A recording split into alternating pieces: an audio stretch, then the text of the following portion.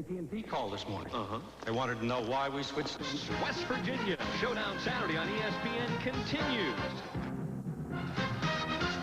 Weather always a major factor in a big game. Our sideline reporter John Snyder now has an update. Very much.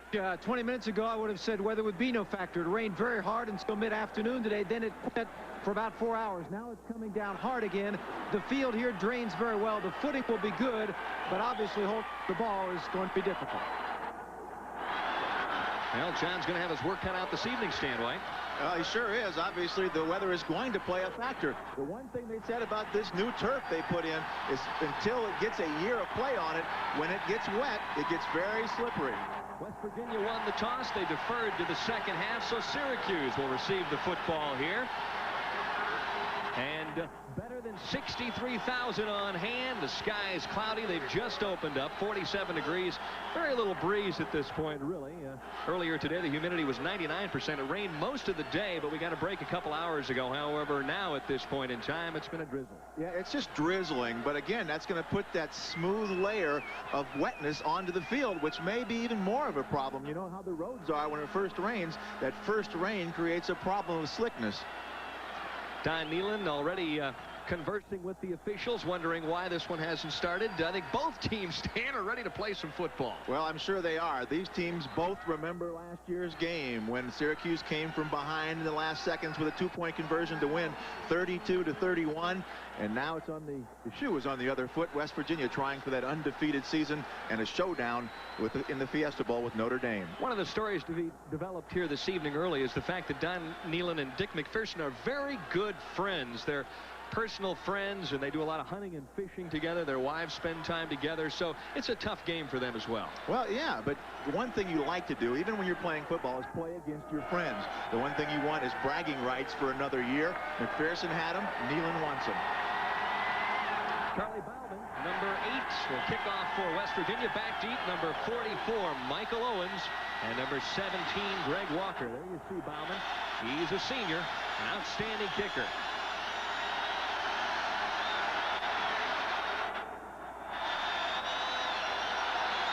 And the game of the century in West Virginia is now underway. Owens gets a little seam and going to get bounced out of bounds at about the 30-yard line, but quickly a flag on the opening play.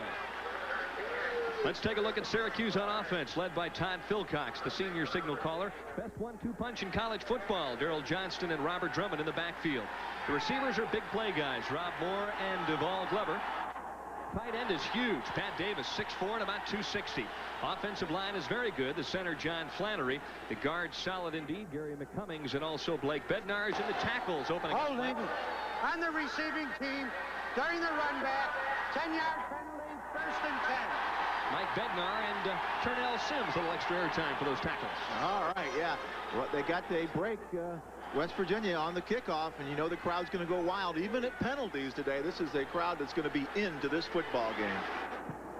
Philcox, the big question with him, Stan White, is how that thumb will hold up. It's been nagging him ever since the second game of the season when he injured against the Buckeyes at the Horseshoe in Columbus. Opening series of downs. Reverse. Well, it's a fake reverse. And Drummond hangs on and slides for about 3 yards. On defense for West Virginia, freshman at middle guard, Jim Gray. At the defensive tackles, a couple steady seniors in Chris Parker and Mike Fox. The inside linebackers, leading tackler Chris Herring and Theron Ellis. At the outside linebackers, 12 sacks for Ronaldo Turnbull and Robert Pickett. At the cornerbacks, Alfoyd Mays, 5 interceptions, and Willie Edwards. Safeties, Bo Orlando and freshman Daryl Whitmore. Second down now and 7 for the Orange.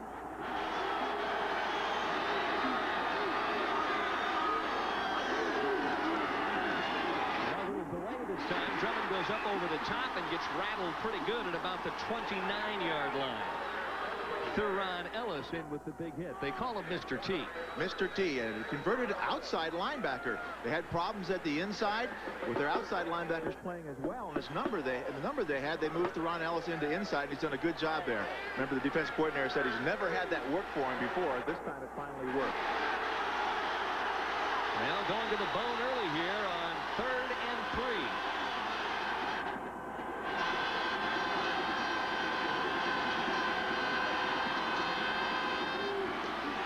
Davis with a third back through, and he needed to cross the 31. Is not going to get there.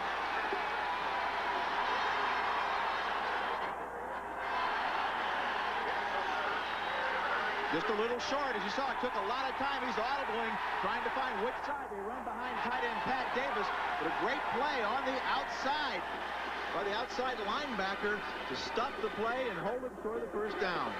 Number 93 in on the play, Dale Jackson, who hasn't been a starter. He came in on short yardage. Back to punt now, number 29. That is Cooper Gardner. And number 1. Brandis Bell back deep and about the 25. He's a slipper little guy. Finds a seam and gets tackled by the ankles as he crosses the 41-yard line. Of course, the commander-in-chief for West Virginia's offense is their sophomore sensation quarterback, number 9, Major Harris. Two very strong running backs in the backfield, and Craig Taylor and Anthony Brown. Receivers are big play guys, Calvin Phillips and 6'6" Reggie Rembert. Tight end is a converted wide receiver in Keith Wynn. Along the offensive line, he's banged up, but Kevin Koken starts at center. The guards are Stroya and Kovac, and at the tackles, Smider and Phillips. First down and 10, first offensive series for the Mountaineers as they start from about their 40. Little delay and bouncing outside is A.B. Brown. He's got some room before he's chased out of bounds. On the defense for Syracuse at nose guard, Fred DeRiggi. From Scranton, Pennsylvania, the defensive tackles are Mark Swinson and their best defensive lineman, Rob Burnett. At the inside linebackers, Dan Busey, and their leading tackler, David Bavaro. Outside linebackers, Keith Freiberg. He leads the team in sacks, and Terry Wooten. The safeties, Jeff Mangren and Marcus Paul, and at the corners, Chris Ingram and David Holmes. First and 10 after the 12-yard gain. Major Harris rolls out, has all day to throw, and Burnett chases him out of the pocket. Tries to load up again. And look at this. He had all evening to get off that pass. Secondary did a remarkable job before Keith Freiberg finally chased him out of bounds. Talk about coverage there. You see how long Major Harris had? I mean, if you put the clock on him, there'd have been 10 seconds or more to throw the football. It's tough to stay with anybody, zone man, for that long. But that's what Syracuse has faced today. They knew it. They practiced. It's called plastering, staying with your receiver, staying in your area when he scrambles around. You can't give him that big play. You sit back and make them earn their yardage. Amazing thing, though, he picked up 5 yards while shopping all day long. Once again, it's A.B. Brown, and he's got some running room to the left side. Finally wrapped up and pulled out of bounds at about the 32-yard line. Jeff Mangrum in on the stop after an 11-yard pickup. Well, this is a counter play. You see the tackle pulling from the left side of your screen. Watch the tackle come across. The flow takes the linebackers one way. They come back with that slight delay, gets the linebacker out of position, and allows the back to make the cut through the hole. You saw number 55, Dan Busey. If he wouldn't have took that false step, he'd have been able to make the tackle. That's what a counter play does. First down play, and this time it's Taylor who is wrapped up at about the 30-yard line. David Bavaro, one of the first players in on the tackle, but the Orange that time with a nice job of gang tackling. Well, Craig Taylor is a big-time player, 6 foot 215, but he's as strong a runner as you're going to see. They like to compare him here at West Virginia with the Syracuse fullback we'll see a lot of today, Daryl Johnston. He doesn't do as much as Johnston does, but Taylor really can block and carry for short yardage. 11:49 left to go in the opening quarter. Just underway, no score. Oh my, Major Harris going to turn the corner inside the 20 down to about the 19. And David Holmes the last to greet him there.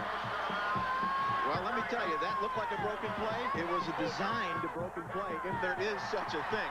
But they went to the right with Major Harris like he's going to run the option and let him reverse his field on his own. You know why it was not a broken play? Because the wide receiver was blocking down to the left, down to the bottom of your screen. You know he wouldn't have been blocking if the play was going the other direction. This time it's Jamie Lamont split out to the left. Brandis Bell flanked out to the right.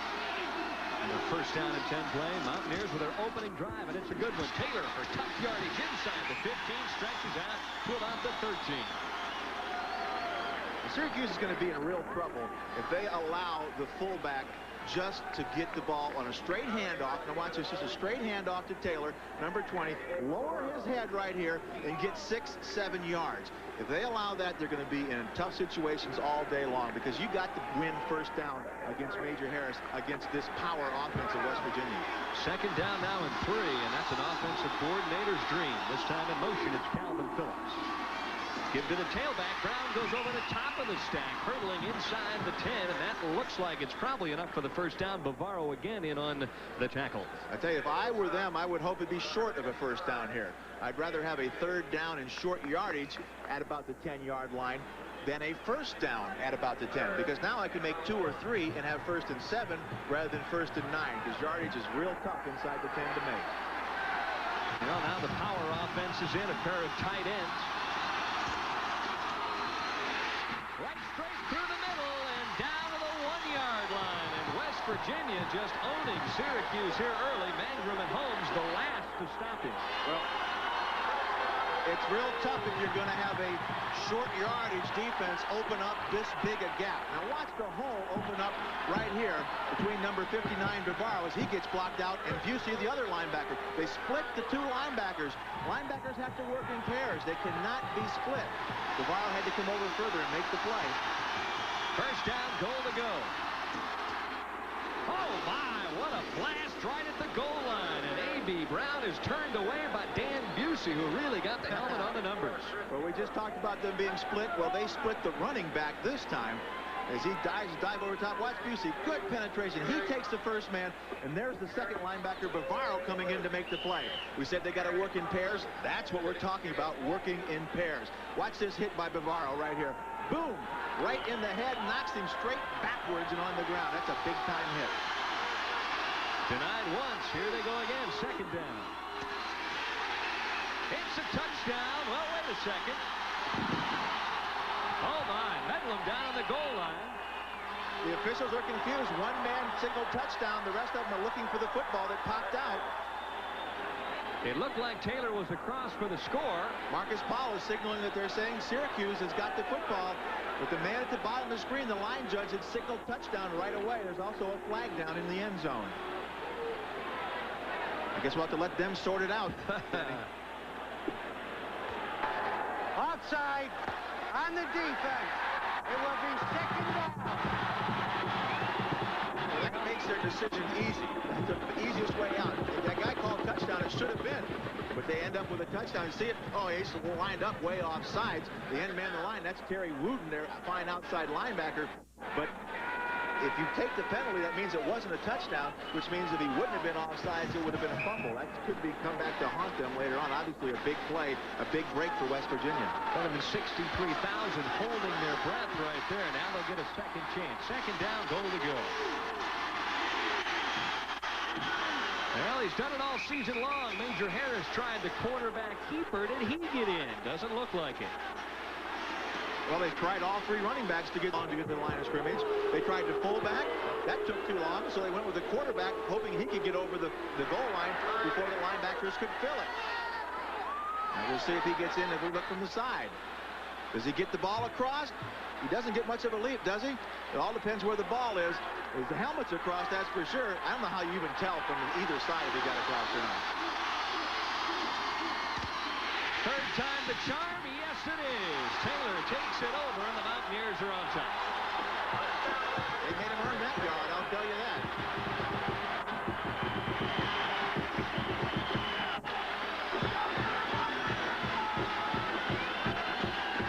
Greg Taylor right there feeling the effects of constant pounding on those plays, because you remember he was the back that led the tailback through on the first down play. He got hit real hard and fumbled on the second down play. Finally got in the end zone, but took more big hits. Well, that's his 15th career touchdown, and it was probably the biggest of his career. Bowman on for the chip shot, and he gets it. So the Ears are out to an early start as they lead 7-0 with 8:52 left to go here from Mountaineer Field. Continues on ESPN. Syracuse versus West Virginia is being brought to you by Dodge Cars and Trucks. On the street or off the road, it's the new spirit of Dodge. By Budweiser, Beechwood Age for that clean, crisp taste. This Bud's for you. And by Epix, Play Action VCR Football, the football game that lets you coach the pros.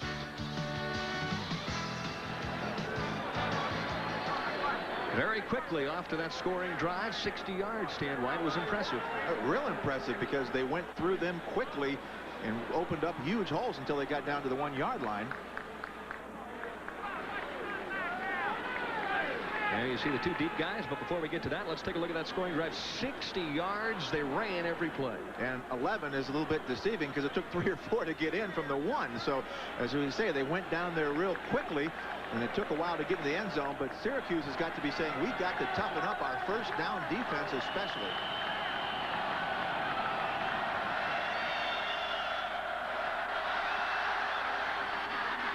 And a little short of this time, and up on it is Greg Walker. Across the 25, out to the 29. The reason why we had a short delay earlier this evening, but because of the start of the game, was a headset problem, John Snyder. Well, they still have the headset problem down here, Denny. Normally these headsets are on the heads of the assistant coaches down here, so they can talk with their counterparts in the press box. They do have a phone working, but for the first 6 minutes of this game, they've had no communication with the press box. Officials are working on it, may get it done, but right now the Syracuse coaches really can't talk upstairs except on that phone. And that's real important, Denny, because they call plays from up in the press box, send them down to the sideline, and then use messengers to bring the plays in. The offensive coordinator can't call from up here. They're really cut off from their football team. George DeLone, the offensive coordinator for Syracuse, probably pulling his hair out right now. First down and 10 from the 29. For the Orange, they trail now 7-0 though. Well, they go back to Old Faithful, Daryl Johnson, who came off a big game against BC last week. Well, they call Daryl Johnson one of the best, or the best, fullback in the country, and I'd have to agree with them. This guy may be a first-round draft choice in the NFL. He fit in great down with Don Shula, Miami, because he can catch the football. He blocks great, and he runs from tackle to tackle. And you watch tonight, when they need a big play, when they need a first down, they're going to go to Daryl Johnson. Brings up second down now at about 7.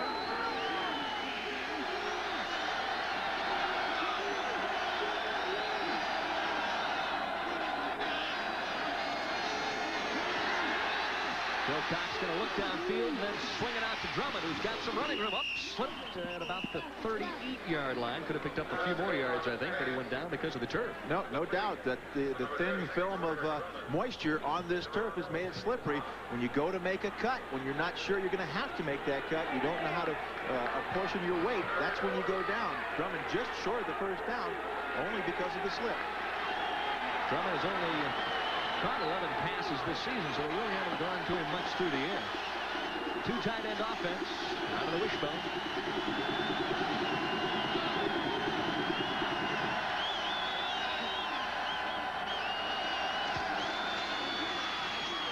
Johnson going to have enough, I think, for the first down as he's near the 40-yard line. Mike Fox out of Akron, Ohio, in on the tackle. Again, they went back to the wishbone, two tight ends, short yardage offense, and again, when they need a big play, when they need to keep going, they go to Daryl Johnson.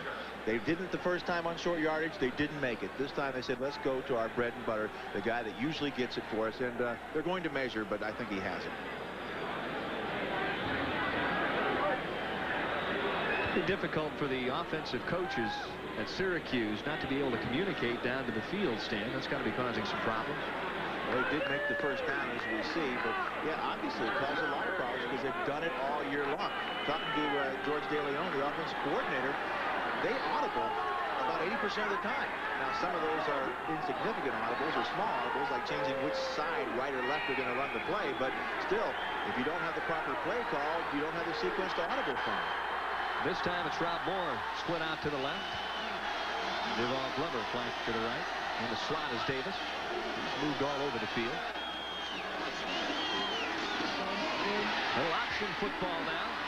Michael Owens trying to turn the corner and does. Grabs a piece of it before he's shoved out of bounds at about the 46.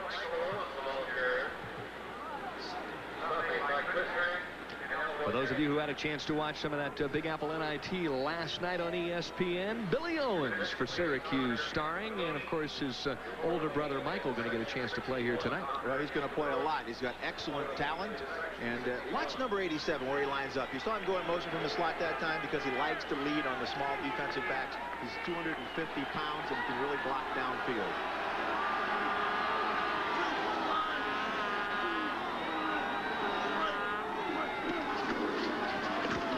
Once again, it's Owens. Cuts through a hole, keeps churning inside the 45, down to about the 43. Darrell Whitmore in on the tackle. A 10-yard gain that time for Michael Owens. This is one of the favorite plays of Syracuse. Watch number 62, the offensive right tackle. They start off to the right, and then see him pulling right there, right down the screen. It's almost a quick counter because they don't actually counter with the back, but they run the off-tackle play and let him cut back into the counter following the pulling tackle. It's one of their favorite plays, and one that West Virginia was really worried about because he gets there so quickly that it can break on you. 1st and 10 for the Orange now. Monica, a drive. Play action, and there you see, back at the 45-yard line, Phil Cox's feet simply slipped right out from underneath, and he looks a little disgusted. Well, you know that would never happen on a dry turf because you have great footing on AstroTurf. You would not slip like that. But again, that's what's going to happen with the weather that we're facing tonight. Of course, Phil Cox faces more than that.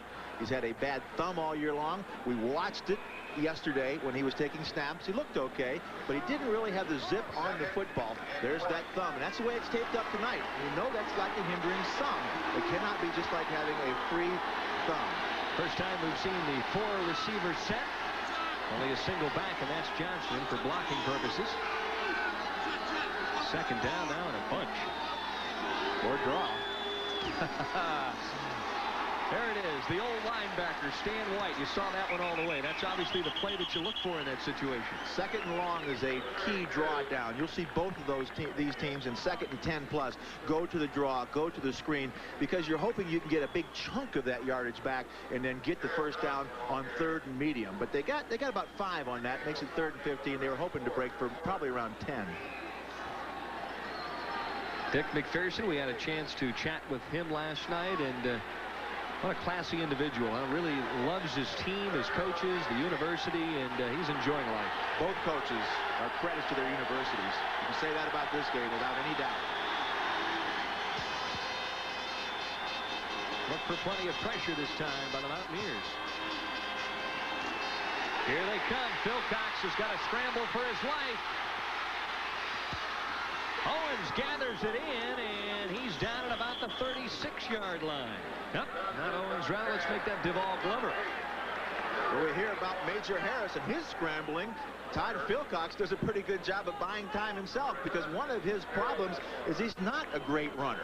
Not problems, that's just one of the things that he was born with. He's not a great runner, but watch him get away from the defensive back, Bo Orlando, blitzing from the outside. He steps up to the middle, finally spots Duval Glover over the middle and gets the pass off. He's short of the 1st down, but they're now in 4-down territory and have the opportunity to make the 1st down on 4th down. First big decision for Dick McPherson, and the Orange will go for it.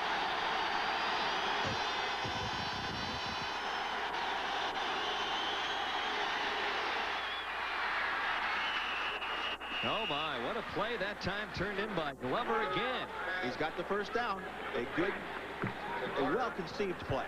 He goes in motion, gets the defense starting to adjust if he was going across, overcommitted a little bit, then he comes back. He's almost in the backfield when they snap the ball. He sneaks out into the flat, and they know they only need 3 or 4 yards. He gets the ball to him quickly before number 3, Alvoid Mays, can come up and stop him short of the 1st down. So a well-conceived 4th and 3 play. Coverage pretty good that time by Mays. Not good enough. Yep, trying to keep the drive alive now. 7-0, West Virginia on top. Stretching out inside the 30 to about the 28. Robert Pickett in on the tackle that time. Darrell Johnson, he's really a load. Well, he's 6'1", 240 pounds. You've seen he can run the ball. We know he can catch. He blocks well. He's just an all-around fullback. I mean, true fullback. You don't find a lot of true fullbacks with the advent of the one-back with the advent of the I, where they become blocking backs quite a bit. This guy's a true fullback. He can do it all. Officials coming out to respot.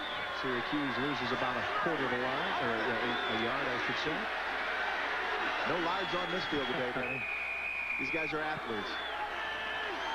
Second down now and 7. With 2:52 left to go here in the opening quarter.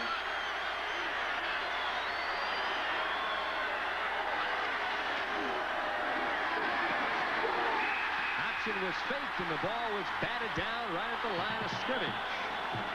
Theron Ellis, one of the players that got a big mid on.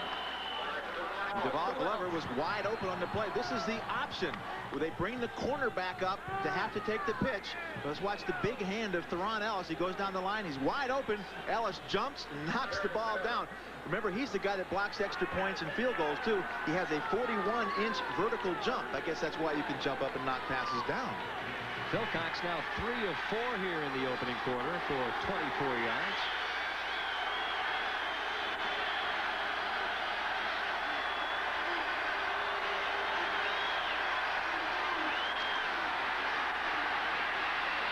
Looking down the middle, he's going for it all, and off the shoulder pads of Rob Moore. I think they stopped the play before it even started, Denny. One of the back judges threw the flag. I think it was the 25-second clock had run out, so that play would have been null and void no matter what had happened, whether Moore had caught the ball or not, but he was wide open for the 6 points. Delay a game on the offense.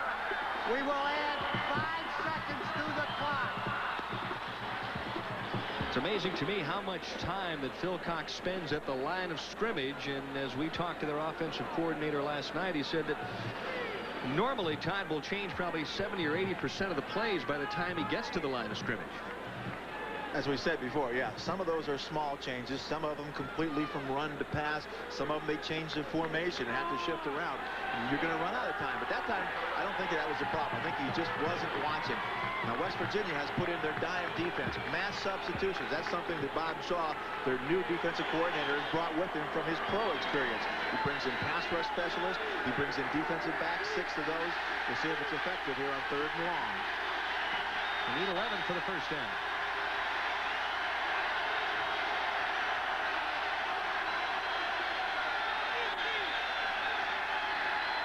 Once again, here comes the option. Nobody takes Philcox, and finally dragged down out of bounds at about the 22-yard line. And that's almost where the stick is, the 22-yard line for the first down. Again, a good call, an audible by Philcox at the line of scrimmage. If there's a weakness when you have 4 linemen that are going to rush and 6 defensive backs, there's only 1 linebacker, Chris Herring, number 49. It's the option because everybody's downfield covering. There's nobody for the quarterback. They overplayed the pitch, which you got to do if you got the option between Philcox and Owens running the football.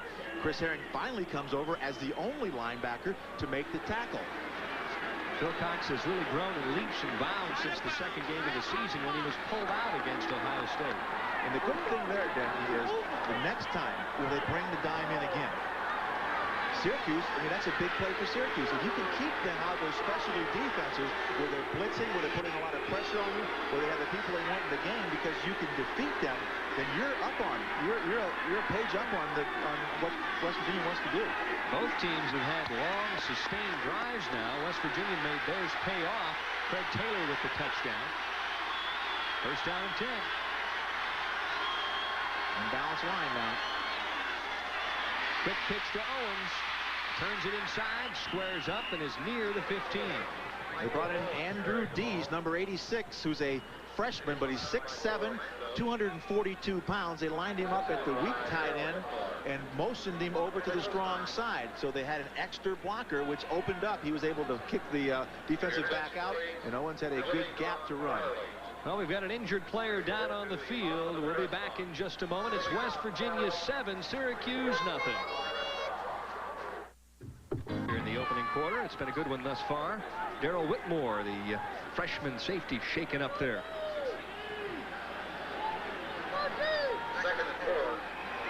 Second down now and 4 for Syracuse. Trying to punch it in here and tie this one up.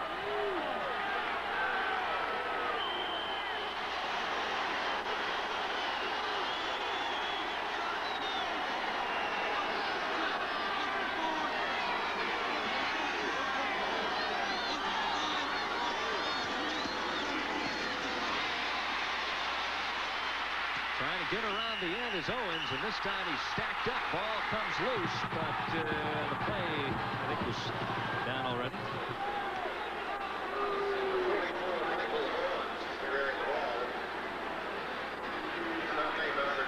Just a good positioning by the defense. You want to play your position, take care of your responsibility, stay at home. Michael Owens right down the line trying to find that gap in the defense. He doesn't find it. Alvoid Mays finally comes up, makes the tackle, makes the hit. There, you see the ball pop out, and the ground caused the fumble, which in college football cannot do.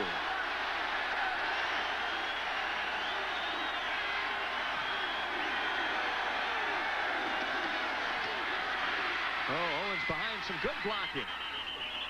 Spins inside near the 10-yard line. That's enough for the first down.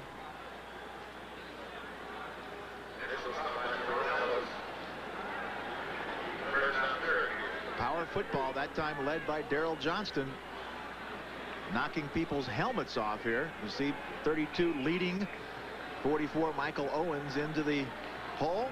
Now watch the hit right here. There's going to be a helmet flying out of here somewhere. There it is on the ground to the left. Number 22, Bo Orlando, lost his helmet. There's going to be a lot of big hitting in this football game.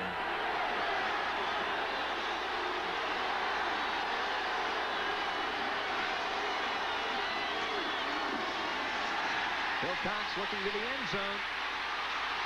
Going to lob it too high. That one over the head of Andrew Dees. Andrew Dees probably the most disappointed player. He hasn't caught a ball all year. That would be a big first catch of your career, wouldn't it? He's a 6'7", 242-pound freshman. Wilcox, knowing that height, threw it up high. Sandy is surprised at how well that Phil Cox has eluded the rush thus far. Well, we've seen that he's able to do things. He doesn't look that great doing them, but he's got the job done without any flash like McPherson had, but he's got the job done. He's an efficient quarterback. 17th play of the drive.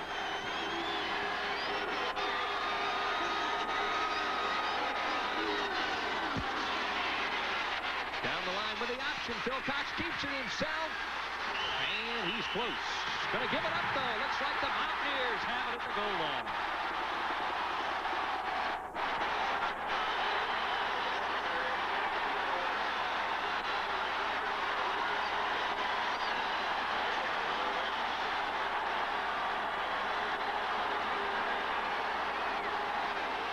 We talked about him getting the job done. He comes down the line of scrimmage. Pat Davis, the tight end's leading him. Nobody takes him. He gets hit as he dives towards the goal line. Bo Orlando hits him on the arm and knocks the football out. You wonder, maybe the right thumb has something to do with that. He's carrying it in his right arm. Bo Orlando lost his helmet again.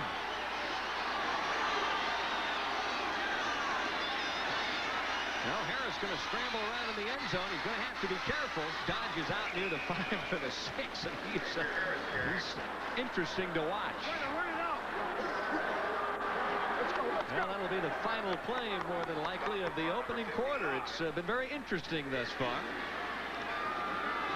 as the Mountaineers of West Virginia lead 7-0 here over the Orangemen of Syracuse. She was a redhead, about 5'6". Quarter of play here from Mountaineer Field in Morgantown, West Virginia. The Orangemen backed up against their own goal line right now. The Mountaineers of West Virginia, second down now and about 7. Tailback crashing over the left side out near the 9-yard line. Brings up third down and fairly short. Tackle that time by George Brooks. Big defensive play here for Syracuse. The first drive, they didn't stop West Virginia at all. Here they got the opportunity to keep them backed up, make them punt the ball out of their own end zone. By the time he lines up 15 yards deep, they'll have to kick it from the blue paint in the West Virginia end zone. So it's a big play defensively to keep them from getting the 4 yards they need for the first down. Major Harris, 6'1", 207, and only a sophomore. He'll delay that time. Taylor, the fullback, crashes out over the 15 to about the 17, more than enough for the first down.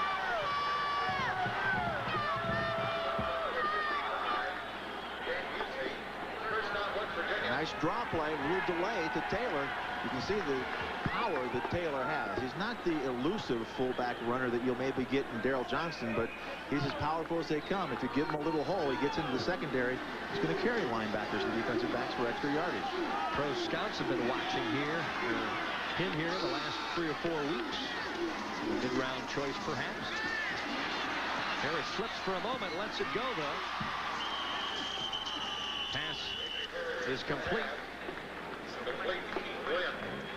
Keith Wynn in on the reception that time. Keith Wynn, a converted wide receiver. He's just getting back. He had some injuries earlier this season that have really hampered his blocking. But he's an excellent receiver. Really gives him 3 wide receiver types in that passing offense for Major Harris. This time it's Remberts and Calvin Phillips split out to the right. Harris on the action. And when he squares those shoulders up, he's trouble. And the guy who threw the big block on that play was the guy we were just talking about, number 81, Keith Wynn. He lined up at wide receiver and cracked back on the outside linebacker, the man who was going to take Major Harris. Watch the right side of your screen. See if you can see 81 coming in right there on the outside linebacker, the crackback. He was responsible for Harris. It's called a load. But this time they used the tight end coming in from the outside to free up Harris.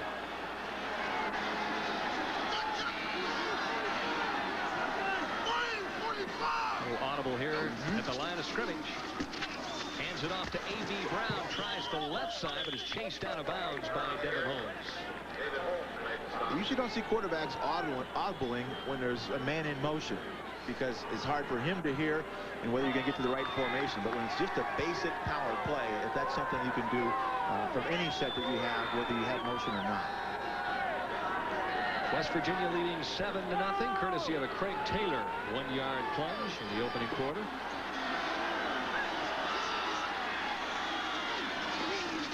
Brown settling in a little bit, waiting for Major Harris to do something. This time he pitches off at the last moment to A.B. Brown, and he's wrapped up by Chris Ingram. The one thing Syracuse did not want to do was overcommit to Major Harris. To put all their eggs in the basket. If they stopped Major Harris, they would win this football game. Because when you do that, and that's what West Virginia wants you to do, because that opens up those big play wide receivers who are both averaging well over 20 yards a catch, Reggie Rembert and Calvin Phillips. So they're sitting back. They're going to make Harris beat them in their normal defense. 3 wide receivers. Harris looking deep. Rembert at the last moment has the ball batted away. Looks for a flag, but doesn't find one. I tell you, Major Harris's eyes lit up. He had number 59, David Bavaro, matched up on Reggie Rembert man-to-man. You see him 5 yards behind, but the 2 deep safeties, this time 38, David Holmes, who was playing a deep half of the field, is really a corner, came over to break up the pass, but Bavaro was badly beaten on the play, and you will be when you're covering wide receivers. Back deep is Chris Ingram. And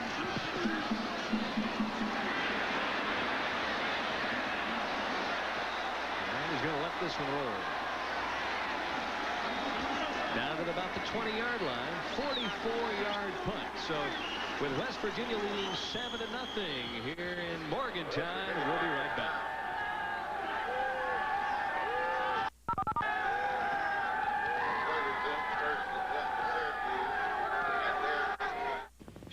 Furniture during our floor sample clearance sale, and you'll come out a winner.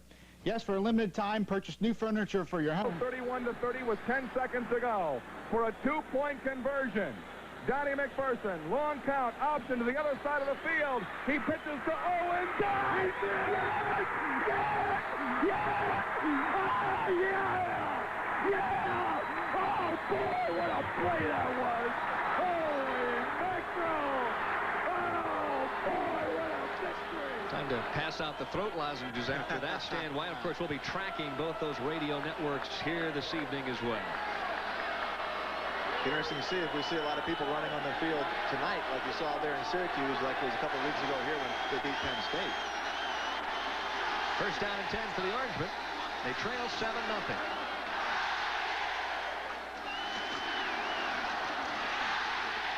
Now quickly to Johnson for 4 or 5 yards. Let's head back now to Tim Brando for an update.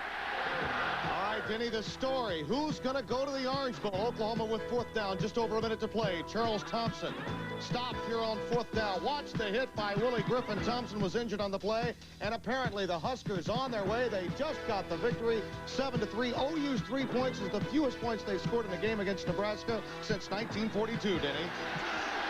And we'd like to welcome all of you who just watched the end of that game here to Morgantown, West Virginia. Mountaineers leading 7-0. Little counter this time to the tailback. Nice call that time. Give it to the fullback up the middle on the first play. He gets 6. You fake it to the fullback up the middle the second play. You get the defense sucked to the middle. And then you give it to the tailback off tackle. Good yardage. A little surprised at this point, Stan. We haven't seen the ball go up in the air a little more often. Both these teams pretty much sticking to the ground. Well, they're both power football teams that like to run the option, but will throw if you give it to them. Right now, they're feeling that they want to see what they can establish running and then go to the air if they have to.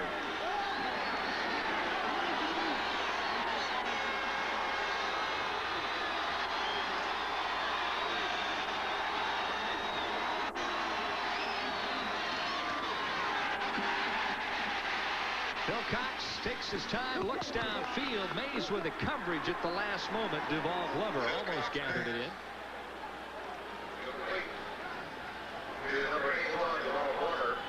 And here we go. Uh-oh, look at this. 28-16, huh? Notre Dame with a big win as well today.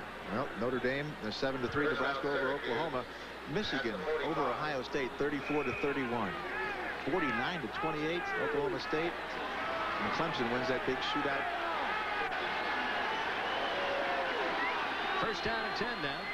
At about the 45-yard line for Syracuse. They moved the ball pretty well. Haven't been able to put up any points as of yet. Option. Pitch, and out it comes. Turning the corner is Drummond. He skips out of bounds as he crosses the 50 to about the 49. Alvoid Mays providing the stop. You know, the previous play, the first down pass, that's what you're talking about, throwing when you want to throw the football. We talked about why they hadn't put it up the air. Obviously, the weather will have something to do with that. Phil Cox's thumb may have something to do with that. You want to throw when it's most advantageous to you, when the other team is expecting you to run. First down is one of those situations. That's why it was effective. The West Virginia defense is giving up less than 284 total yards per game, so they're a pesky bunch on the defensive side of the football. Second down now and 5. Davis in motion out of the slot. Option again. Uh-oh, nobody home this time, and Drummond cuts it up inside the 40 and down near the 30-yard line to about the 31. 17 yards on the carry. Well, the reason there was nobody home is because Pat Davis, who's 6'3", 257, was blocking on Bo Orlando, number 22, who's 5'10", and 173.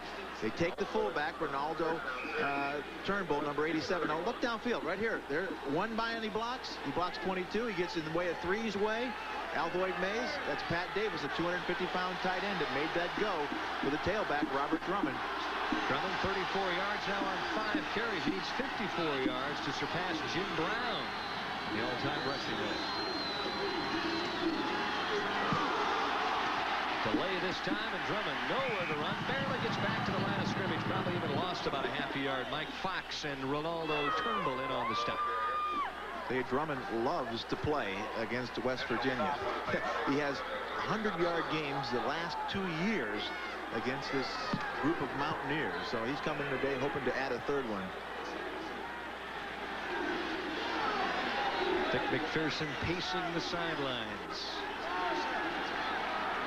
Second down now at about 11. Ball's found on the 32.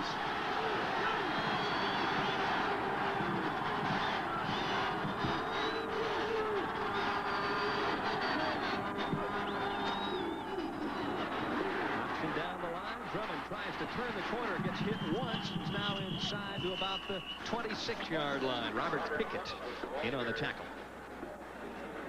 And a good lead block by Turnell Sims, and also downfield by Daryl Johnson. Boy, if you think this one is good, what about coming up next? Miami, Florida, ranked number 3, LSU number 11, 9 p.m. Eastern. CFA football action on ESPN. 4 teams ranked in the top 15, back-to-back right here tonight on ESPN. Can't ask for more than that. Well, they call it Showdown Saturday on ESPN. Well, fans are rising to the occasion in West Virginia's defense.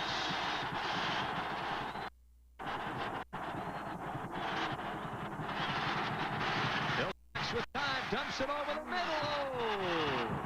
And a man wide open at about the 5 and just overthrew him. That was Darrell Johnson. And he was matched up on Chris Herring, their leading tackler as a linebacker, but he put a little move on Herring and went right by him down the middle. Wilcox just missed him. That's a pass that you have to hit as a quarterback. That's the easy throw, directly down the middle with no deep safeties. Kevin J. Green is on to attempt a 43-yard field goal. 13 for 15 on the season. Wilcox will hold.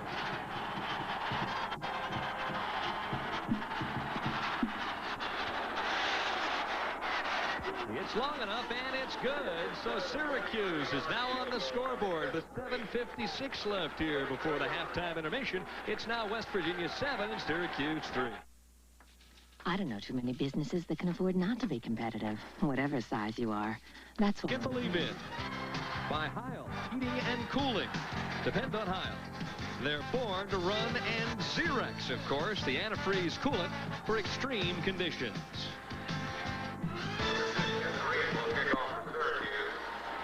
It took them a while, but Syracuse finally got to the scoreboard, Stan White. They got their 3 points on the board. You know, they fumbled deep in the 1-yard line their last drive. This time 9 plays, 55 yards. It ends up in a 43-yard field goal by Green. Now, the place kicking of Syracuse itself is a story. 10 years in a row. It's hard to believe, Denny. They've not missed an extra point for 10 years. The anniversary was yesterday. That tells you how accurate the kickers are. He's now 14 out of 16 in field goal attempts. You can talk about DiMaggio and Oral Hershiser and all those streaks. 10 years without extra point. Rates right up there. Eugene Napoleon back deep for West Virginia. Green with a nice kick. Napoleon's going to bobble and then think the better of it. And the Mountaineers will start 1st and 10 from their 20. Well, I guess the nice thing for Syracuse, Stan, is the fact that when you can run the ball and hang on to it, Major Harris doesn't have a chance to come on the field. Well, you'd love to be able to sustain that. Now, I obviously think that West Virginia is going to change their attitude a little bit to get the ball back, to make some big plays. That may open it up for Syracuse, but Syracuse's game plan of staying back, playing their zone 70-80% of the time, and trying to keep Major Harris from the big play is working so far. 1st and 10 from the 20. Oh, my. Andre Johnson just drilled right about the 21-yard line by George Rooks. And also, Rob Burnett came in to make a big hit on that play. And Burnett's a guy you're going to see put a lot of pressure. I don't know if even he, though, can run down Major Harris in that pocket. Tough to sack Harris just because of his escapability. You see Mr. Green exhorting the troops there and told him, hey, get me in position. I'll kick the field goals. 2nd down and long for the Mountaineers. Harris over the middle has Andre Johnson wide open. He's wrapped up very quickly by Dan Busey after about a 6-yard gain. Brings up 3rd down at about 3. There again, you drop back, you make him throw it underneath. He doesn't like to do that. Going into today's game, Anthony Brown only had 2 catches. The other tailback, Andre Johnson, only had 3. You don't throw very much to those tailbacks faking through the line, but when you're taking away the deep play like Syracuse is going to do, that's where you have to go.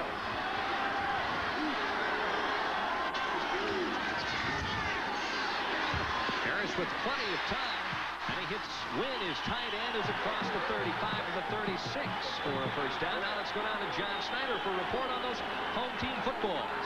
Well, you talk about the footballs, and a lot of people don't know that each team brings its own footballs to the game. For example, the ball that Major Harris just threw is one brand. When Todd Wilcox is in the game, it's another brand. They've both been approved by the officials. The Syracuse football, the one I have right here, is a little bit softer. The Syracuse receivers seem to like that a little better, but they're not exactly the same ball. I was hoping John might have one more and do a little juggling for us, perhaps, down there on the sideline. Well, here he is, the master of the broken play, and he gets away with murder one more time, crossing the 40-yard line. He's tough to track down. Again, these are designed broken plays. Right away, they're looking for the pursuit. They hope to get over pursuit and then let him just use his escapability, his speed to go back. See, he's already decided he's going to go back the other way. He's just faking. It's almost a quarterback counter play.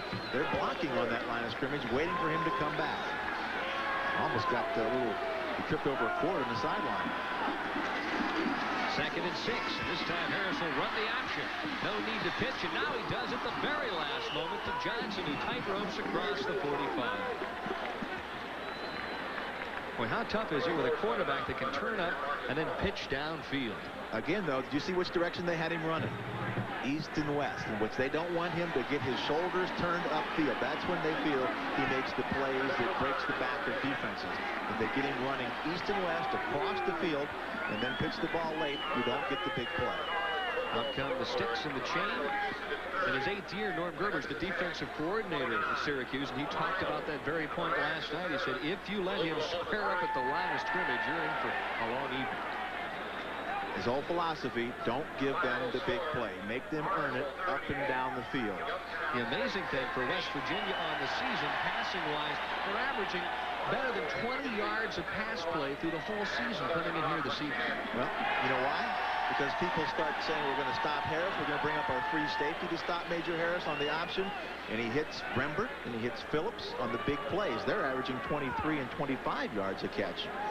Just inches or less than inches to go for a first down. Offensive coordinator Mike Jacobs up in the booth. And there you see Don Nealon down on the sidelines. I can remember when I was playing against O.J. Simpson. One game we decided we were going to stop O.J. Before we knew it was 28-7. We said, let's go play back our regular defense. We ended up winning that game 42-35. Syracuse said as long as they could, they would stay in their base defense and just do what they've done all season long. Rembert in motion. And the Major will take care of this first down himself. 6:12 left here before the halftime intermission. 7-3, and West Virginia on top. Craig Taylor opened up the scoring in the opening quarter, and then a Kevin J. Green field goal made it 7-3. And of course, coming up tomorrow on ESPN, Doug Flutie and the New England Patriots will take on the Dolphins down at Joe Robbie Stadium live at 8 p.m. Eastern. And then next week on ESPN, the Giants and the Saints. That'll be a dandy, November 22nd. Harris gives on the counter. Andrew Johnson shucks one tackler, crosses midfield, and is at about the 49. Ran a long way, but only for 3 yards. A counter play, a little slow developing. And Terry Wooten, a fine outside linebacker. I mean, he's one of the top linebackers in the country as a junior. He's got 6 sacks, 4 interceptions, which means he can blitz well, he can cover well. He's an all-around pro-type outside linebacker. And his younger brother, JoJo, is an outstanding player as well for Syracuse, only a freshman. 2nd down and 7.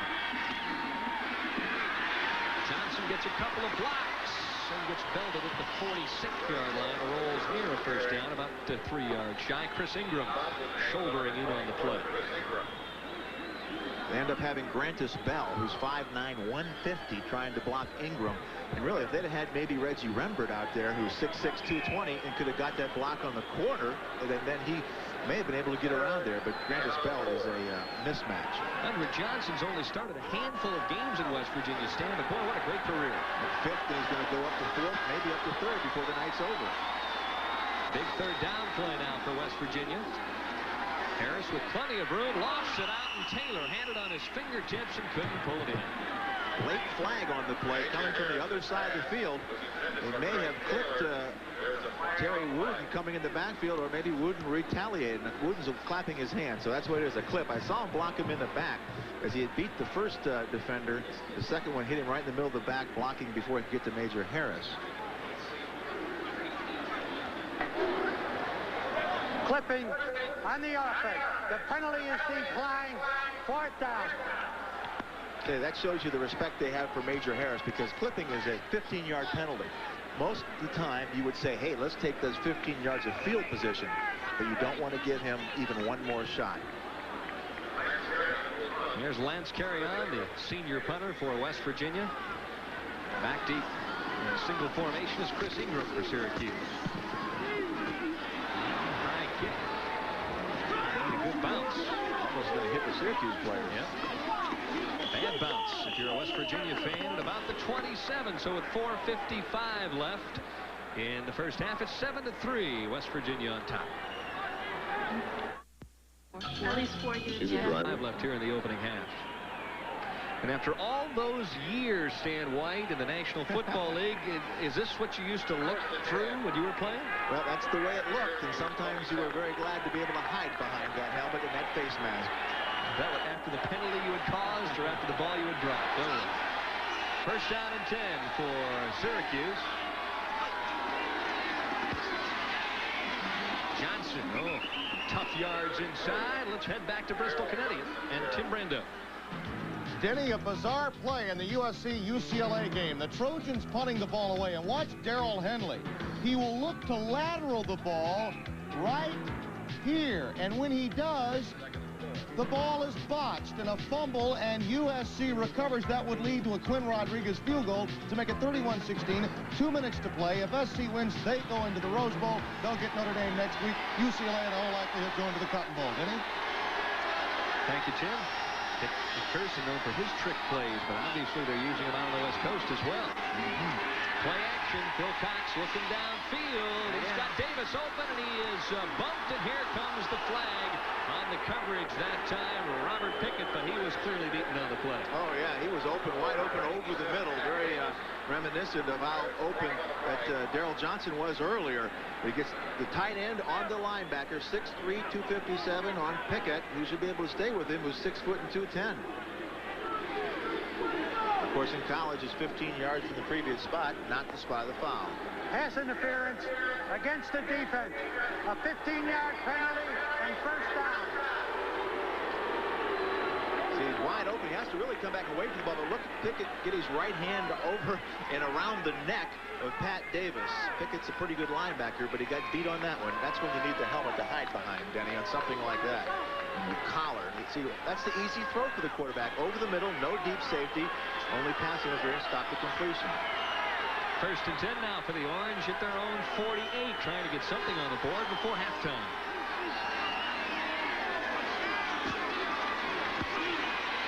This time Owens gets it. Right straight up the middle, pops the ball up. And is it West Virginia's? Yes, it is. Well, they look like they may be. Uh-oh. They're having a conference about something right here. First indication was that it was West Virginia's, and that's what happened.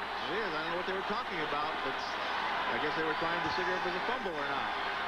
Well, it's 7-3. West Virginia on top, and they have the football. We'll be back with more right after this.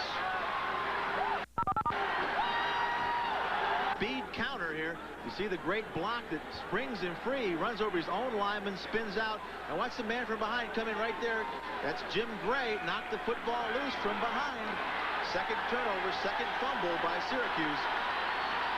So the Mountaineers take over, and they'll have a chance to put some points on the board perhaps before the halftime intermission. Quickly, though, nice play up front by the defensive interior, Keith Freiberg, and also Fred DeRigi in on the tackle. Let's take a look at that fumble one more time, because the turnovers are the story of this first half. Syracuse has dominated the play. But watch over the right here inside the circle. See the ball pop out. He's hit from behind, and the ball pops out, and West Virginia comes up with the football. Chris Herring right there recovers it for West Virginia. Harris back, looks to the sidelines, and this time it's dropped by A.B. Brown. Well, most of the season, the backs have not caught a lot of passes, Stan. That's right. Maybe that's a reason right there.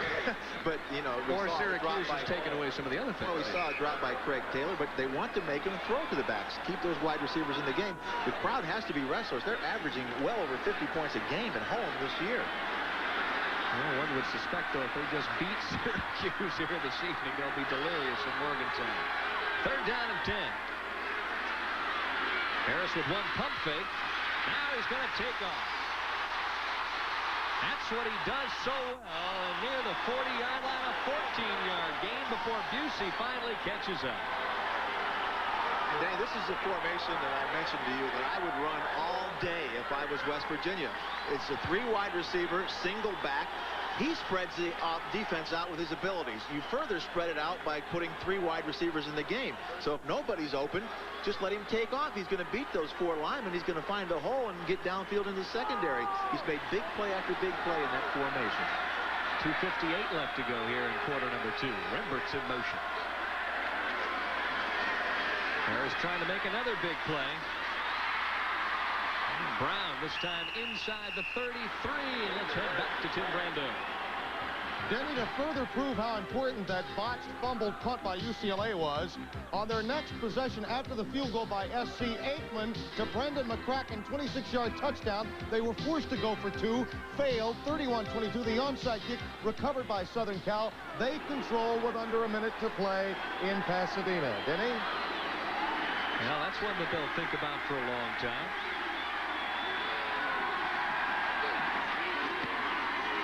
Harris, oh, look at this play. Fake to the fullback. He takes off on his own inside the 25 to about the 22.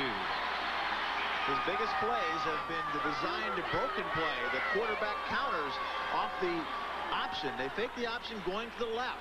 Now he stops. Now watch, he just comes right back. See the linebacker, number 55, Dan Busey, go with the flow. That vacates the hole back to the weak side.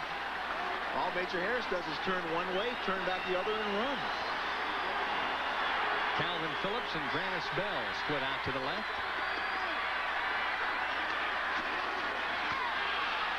Fullback fumbled the ball. Syracuse on top of it, and turnabout is fair play. As Wooden comes up with a fumble recovery, and both teams have driven the ball here in the first half, Stan, but they've had trouble hanging on. And how many times do you get to the big game and you see turnover after turnover? You're expecting a shootout, and all you do is the fullback wasn't even expecting a handoff. Somebody blew the play. Major Harris tried to give it to the fullback, and he wasn't even looking for the football. He did not even put his arm up. He was running to make a block. Now somebody blew that. I don't know if it was Harris or the fullback.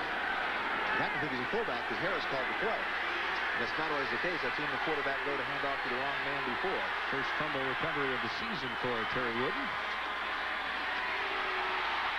Phil Cox on the delay. Johnson across the 30 to about the 33-yard line. Johnson, the ball carrier. Under 2 minutes to play. If you're Dick McPherson, are you trying for more points? Right here's all the way from the snap. This is Phil Cox on the little delay up the middle to Darrell Johnson. You see he broke the middle of the West Virginia defense. A little quick trap, and you're giving the ball. He can run inside. He's a great runner from tackle to tackle. First and 10, Phil Cox. Over the middle, and this one is picked off. Back inside the 30 to about the 28-yard line.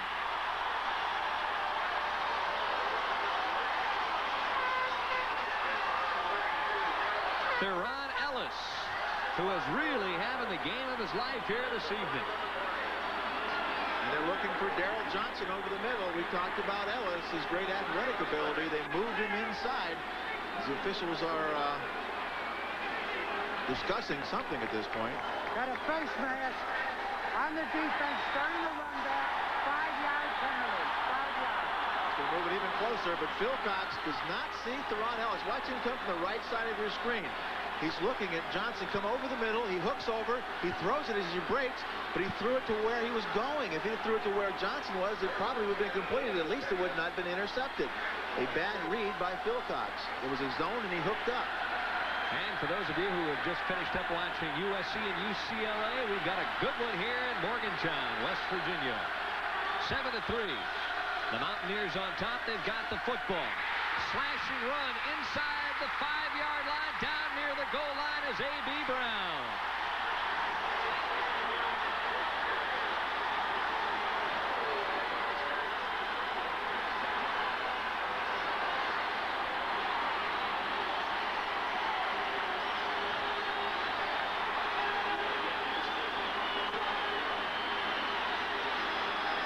.21 yards on the carry that time for Brown. Face mask on the defense. Half the distance to the goal line. First down. Just power football after power football, Denny. Just off-tackle play. Just like on the first drive, they hit the gap, and there's the 10, 15 yards before you know it. 1:14 left in the first half. And it's Taylor over for the touchdown, his second here of the evening.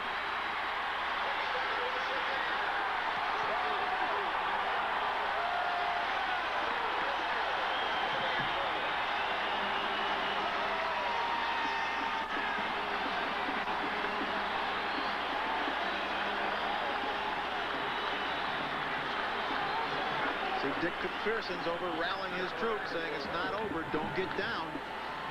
They came back last year, we can come back this year.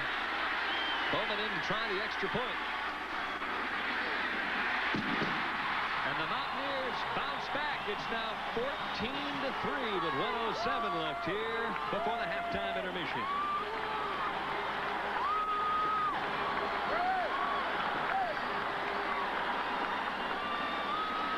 Again, just a quick handoff to the fullback. He's the closest man. He gets there before the linebackers can fill. You almost read the linebackers. If they're deep, you either sneak or go to the fullback. If they're up tight, then you go to the tailback. You can jump over top. Don Nealon, you know he's going to enjoy this to get that second touchdown just before halftime after that turnover. He was as nervous as probably he's ever been from people that have known him. As we talked to him yesterday, he didn't want to seem nervous, and he tried to downplay the fact that he was nervous and how loose everybody was, but you knew that things were real tight because he's never won 10 in a row before. He's never had an undefeated season. This was a capping of his coaching career. Taylor started it off with a 1-yard plunge in the opening quarter. West Virginia led 7-0, and then Green with a 43-yard field goal cut the deficit to make it 7-3. Taylor one more time. He now has 10 touchdowns on the season. And West Virginia has cranked up the ground game, and they've taken advantage of a big turnover there to lead now 14-3. Pretty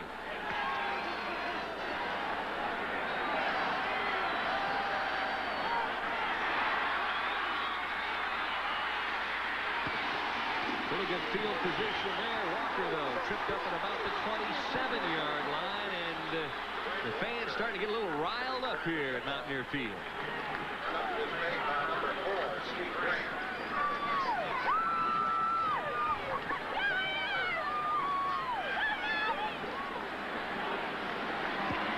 .102 now left before halftime. Big touchdown there, Steve White. Makes it 14-3.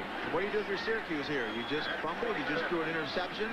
There's a little over a minute left in the half. You're down 14-3. You go after points and risk another turnover? Well, I think you better. West Virginia's probably going to score more before the night's over. Phil Cox over the middle has his tight end. Davis slips and slides across the 35 to about the 37. Bo Orlando on the tackle. Hurry up offense now. Halftime, Tim Brando, and the prophet, Beano Cook.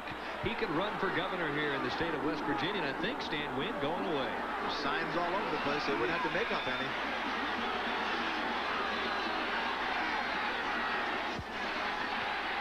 Good protection for Phil Cox. Plenty of time to throw. This time he hits Owens, who's wrapped up at the 44.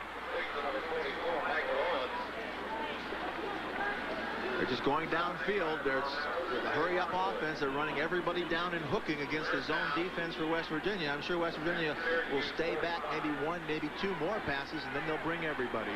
There's one of his political signs. Now, should West Virginia win here tonight, then maybe beat Notre Dame in the Fiesta? Well, over the middle again. Oh, tough play there. Rob Moore had it right in his hands and dropped it at the 40-yard line. It's called hearing footsteps. When you come over the middle like that, you know you're going to get walloped when you catch the football. He was trying to catch that against his body so he could get the football and protect himself at the same time. It just bounced right off him. Receivers have to catch the ball with their hands, especially in a crowd. The interception that Deron Ellis picked off was only the 8th interception in over 200 throws this season from Phil Cox. He's been very accurate. Second down and 10. They're running out of time.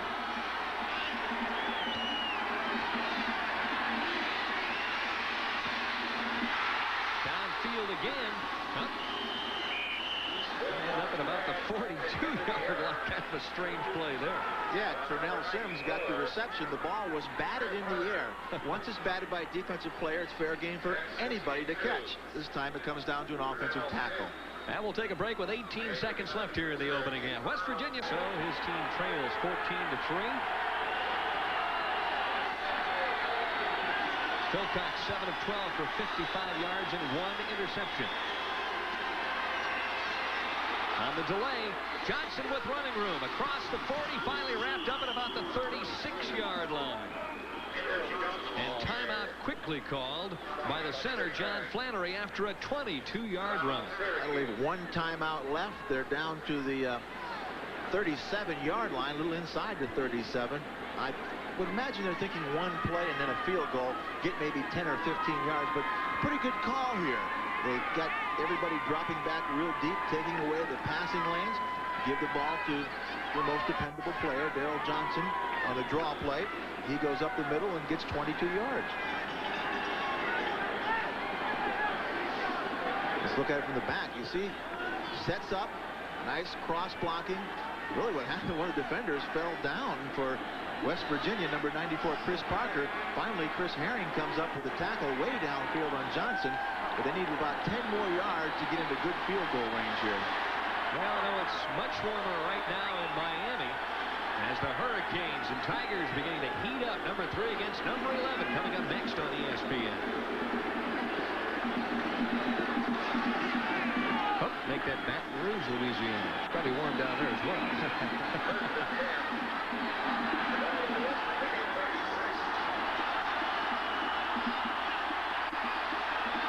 Johnson with a word of advice for Philcox.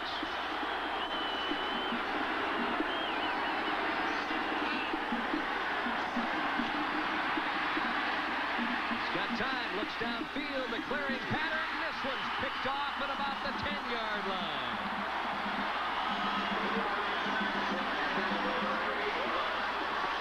Just overthrown. He had Devon Glover open. He had pulled up the linebackers with a tight end over the middle. If he could have hit Glover, they'd have been inside the 10-yard line. They'd have had good field position for the field goal. They'd have been only 5 seconds left. They'd have had to kick. But watch over your middle. Watch the tight end and the running back. They bring the linebackers up. And watch how open this is over the middle for Glover. But the ball's just overthrown. And right there to make the interception, defensive back for West Virginia scoops it right off the turf. Preston Waters with the interception, and Major Harris downs it. And they're hooting and hollering in Morgantown. It's 14-3. West Virginia on top. And now we'll head back to Bristol, Connecticut to Tim Brando for all the scores and highlights. It's Morgantown, West Virginia. Mountaineers on top 14-3, and one gets the feeling, Stan, that they can almost smell that undefeated season. Well, they have to be getting close to it anyhow. Obviously, they got a half. They're up 11 points going into the second half. They know they got the Fiesta Bowl ahead of them with Notre Dame. Three things had to happen for the national championship. Notre Dame had to win today. They did. West Virginia has to win today. They're ahead 14-3. And Notre Dame's got to beat USC next week to get that big matchup. So obviously West Virginia hopes to win the second half, win the game, and root like heck for Notre Dame next week against USC. And like Bino just said, everyone will be rooting for the Irish. I don't know about the West Coast.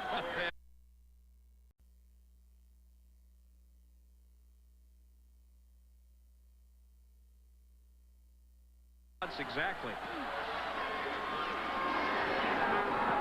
Oh my, almost touched it at the 5, and the second back, the deep back, will bring it across the 20 out to about the 25-yard line. 23-yard return. Now let's take a look at the numbers after the first 30 minutes of play. As you go down, you'll see they are very similar for both teams. Total yardage, only 18 yards difference. In fact, Syracuse has more yardage, but look at that. 4 turnovers. Every game is decided by big plays, and there's no bigger play than a turnover. You got 4 of them against you. You're going to be down. You're lucky to only be down by 11. So West Virginia opens up on offense here in half number 2. Major Harris with the controls one more time. Quick dive play. to Craig Taylor for about 4 yards. Now let's head down to the sidelines to John Snyder. All right, thank you very much, Denny. Darrell Whitmore, who is a starting defensive back for West Virginia, fractured his ankle in the first half. Obviously, he's out for the rest of the game. Both coaches agree that West Virginia's a little bit lucky to be leading in this game. They felt it was a fairly even game except for the turnovers, and Dick McPherson told me, he said they've got to make their breaks in the second half. Calvin Phillips and Reggie Rembrandt split out wide to the left. Second down play. On the option, there's the pitch. A.B. Brown breaks the corner past the perimeter and nearly took that one the distance. Good blocking again on the perimeter. The pitch man was blocked out of bounds by the wide receiver. If you can get the loaded man blocked, watch as they go down the line of scrimmage. They're going to take away. Freiburg's just waiting for Major Harris. See on the outside, Craig Taylor, the fullback, made a good block on the defensive back, number 38, David Holmes, that opened it up for the running back on the pitch. 8 yards on the carry. First down and 10. Rembrandt in motion this time for the Mountaineers. Fake to the fullback. Harris stops, jukes, gets wrapped up as he crosses the 45, I should say, out to about the 47. Again, good pursuit, this time from the backside. Keith Freiberg, who was all the way on the outside, on the backside of the play, took the right angle. He just sunk down right around the line of scrimmage and caught Major Harris from behind. That's a play where you can really cause a fumble. You get your arm and swing through the football from behind and pop it out. But with Major Harris, you're just hoping to get him down. Major Harris has averaged better than 5.5 yards a carry thus far in his 2-year career here at West Virginia. Second down and 6. Reverse on the option. Thinks about it a moment. And this one is loose and finally out of bounds. So maybe the decision that time by the sophomore, not quite what he wanted. Yeah, that's one of the poorest decisions you'll ever see an option quarterback make. He pitched real late, and the man he was pitching to was already knocked down by Chris Ingham. Watch this again. Which way they want him to run? East and west. Down the line of scrimmage. Don't turn up. Now watch this late pitch. There's not even a man there. He's already knocked down. And they will see him. They'll see Chris Ingham had already knocked the man down. If he would have been able to watch the football, we'll see Chris Ingham come up right here and knock the pitch man down. He should have never thrown that football. Luckily, it went out of bounds. 3rd and 8 with trip receivers out. His formation. There he goes. He's on the sprint across midfield. Oh, over the top he goes and ends up at about the 42-yard line. Chris Ingham in on the tackle, but Harris that time went airborne. Why they line up at anything else, sometimes I wonder. This spreads the defense out and creates all these gaps for Harris to take advantage of, either throwing or running. You see, there's only 4 men rushing, and those aren't guys that can make tackles on Major Harris. He just gets into the secondary, uses his great running ability to make big yardage. I'd stay in that formation all day. 14 yards on that carry for Harris. 1st and 10. Play action. Major sets up. Going for the home run. Rembrandt down deep. Had it and dropped it at the last moment. Great coverage that time in the secondary, and that was a near touchdown. Well, that's the type of play that Rembrandt's been making all year. And he had the position to make the catch because he kept his body between him and the defensive back. Ingram really gets lucky sticking his hand in here and hitting the football. But watch Rembrandt use his body to block off Ingram. He's between him and the ball. Ingram just comes up and knocks the ball away. Luckily, he didn't come down with that football because he had better position than the defensive back did.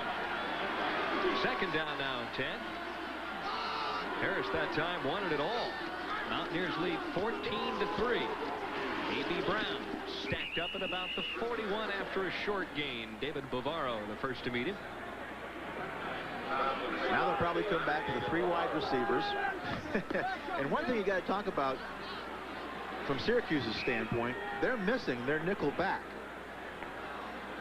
Jeff Buskirk was hurt yesterday in a drill recovering an onside kick with no pads on. He went down to recover it, separated his shoulder. He's a 5th-year senior. That hurts their nickel coverage, especially against this formation with all the wide receivers. Harris going to sprint out left, sets up, now looks back the other way. Has all day, now he's flexed out of the pocket. Across the 36, near the 35, but that's going to be about 3 yards shy of the first down. Rob Burnett in on the tackle. 4th down territory. If you're off the wrong field goal, be over 50 yards, but they're sending out a kicking unit. the punter coming out. You almost think, shoot, line up in that same formation, go back to pass. If a short one's open, throw it. If not, let him scramble for the first down. Lance carry on. On to punt. Chris Ingram back deep inside his 10. Pretty good rush. This one's going to float up, looking for the corner, but not going to quite get that. It'll be first down and 10 from the 20-yard line for Syracuse. We'll take a break here. It's West Virginia 14, Syracuse 3. They've driven the ball pretty well here thus far this evening, but they've popped it up on 4 different occasions. Play action. Fake the screen one way, back the other. Darrell Johnston's got some blocking. Clip slides down at the 37-yard line, but the yellow flag is out.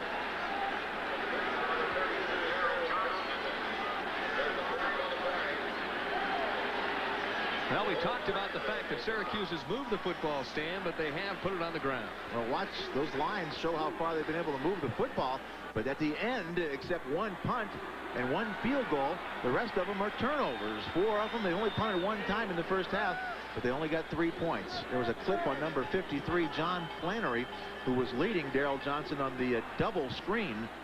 Made good yards, but they have clipping on the offense. Half the distance to the goal line, first down. And really, Bo Orlando turns his back on him right there, turns his back to the blocker, and almost forces the clip. I don't know if he did that on purpose or just worked out that way, but he really turned to him because you don't want to turn that way to come back to make the tackle. First down now and 20. Inside the 10-yard line for Syracuse.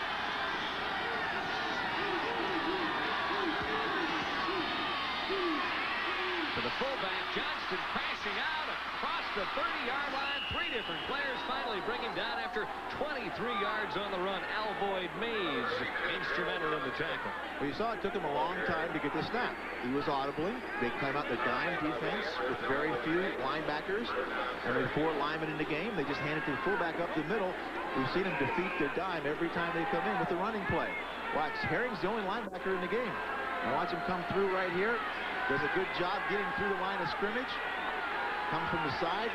There's misses a couple defensive backs. Big, strong fullback.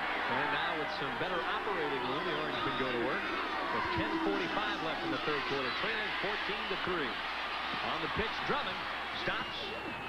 Finally driven out of bounds at about the 41-yard line by Bo Orlando. The sidelight to this whole option running game is the downfield blocking. Both teams have tight ends that get downfield and block well. They have wide receivers that block well. That time it was Deval Glover who blocked the defensive back on that side, Alvoid Mays, that opened up the field for the running back to get the 7 yards that he got. Deval Glover and Pat Davis split out wide to the left. The bottom of the screen, it's number 14, Rob Moore. Not caught a pass yet thus far. The leading receiver for Syracuse coming into this one. Hand off to the deep back, Drummond. He is swarmed under at about the 40-yard line. The man initiating the charge, Chris Parker, and also Mike Fox. Good penetration by the defensive line. You watch it, they get into the backfield on that quick trap, that quick counter. See number 98, Jim Gray, the middle guard, really got the penetration, got a hand on Drummond, slowed him up to the pursuit. Penetration kills, especially power plays down. Excuse me. Big third down play now for Syracuse.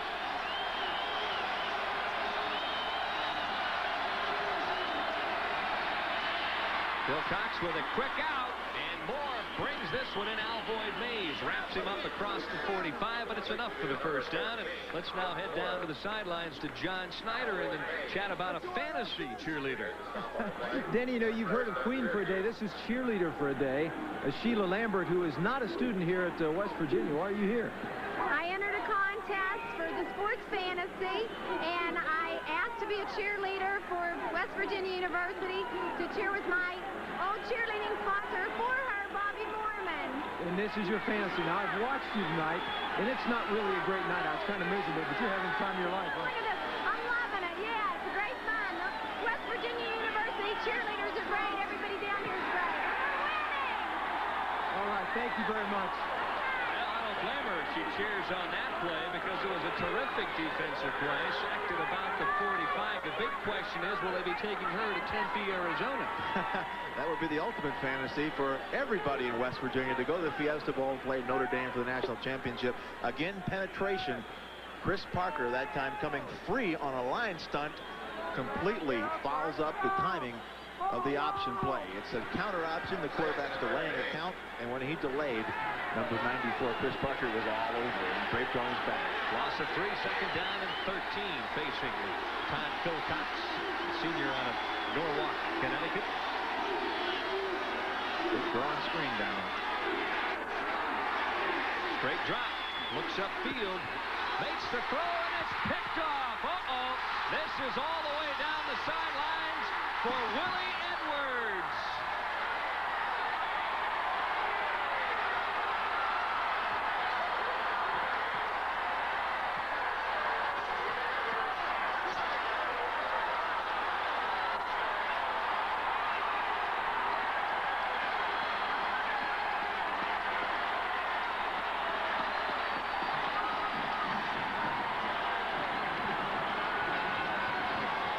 They should have thrown the screen. He's looking for Daryl Johnson out of the backfield again. That's twice. They know they like to go to him. Twice they've intercepted balls thrown his direction.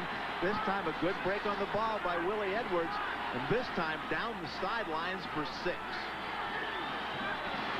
The big defensive play provided by the senior out of Morgantown, West Virginia, in his own backyard. And the Ears now pinning them back. It's 21-3 West Virginia.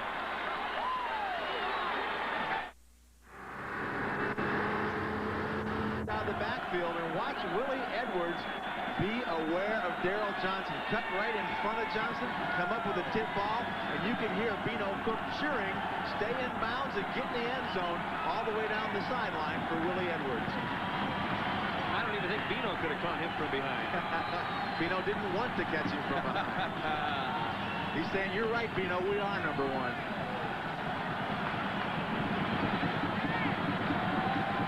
The final 32-31 in a thriller at the Carrier Dome. The Mountaineers right now threatening to take care of Syracuse here early in the second half. Owens at the 12. To about the 22, and he is met solidly there, making it across to about the 27. There's Willie Edwards, and no bigger interception in his career.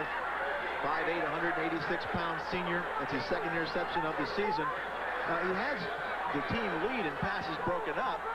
And you can see why the ball sort of bounced off his hands, but that time it bounced right back into them in a very opportune situation going right down the sideline.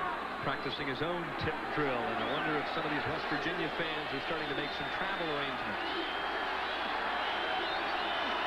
Bill Schaar in a quarterback. First time we've seen him here this evening. Has not played much since the Ohio State game. And stunted right at the line of scrimmage. Maybe a loss of about a half a yard. Big play that time by Chris Parker. So Dick McPherson right now pulling out all the stops because of the 5 turnovers. And talk about Bill Schaar coming in that Ohio State game. That's the only game that Syracuse has lost in 2 years. And it was because Philcox had a bad game. Well, he's having a poor game, and you have to wonder what the thumb had to do with it. Talking to McPherson last night, Dick McPherson, it was worse this week than it ever had been all season long. It was black and blue, and he was going to play it by ear to see how far he went with Philcox. He has to feel that he has to make the change now. Davis in motion. Second down and 10 play. Schaar unprotected, lets it go. And Moore was turning back upfield, never even saw it. Think that was a miscommunication there? It was, and they've had a lot of miscommunications because they've had 5 turnovers, 3 interceptions, 2 fumbles. West Virginia's turned that into 14 points.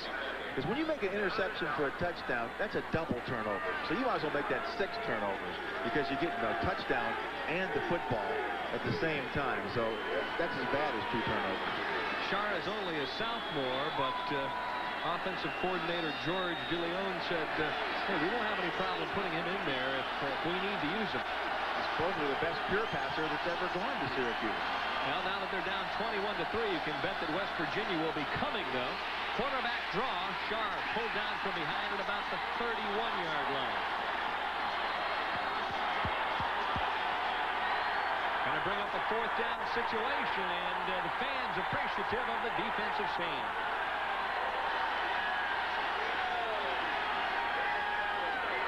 They anticipated the big blitz, too, hoping that they could split the blitz with a quarterback draw. And everybody else running away with their defensive coverage.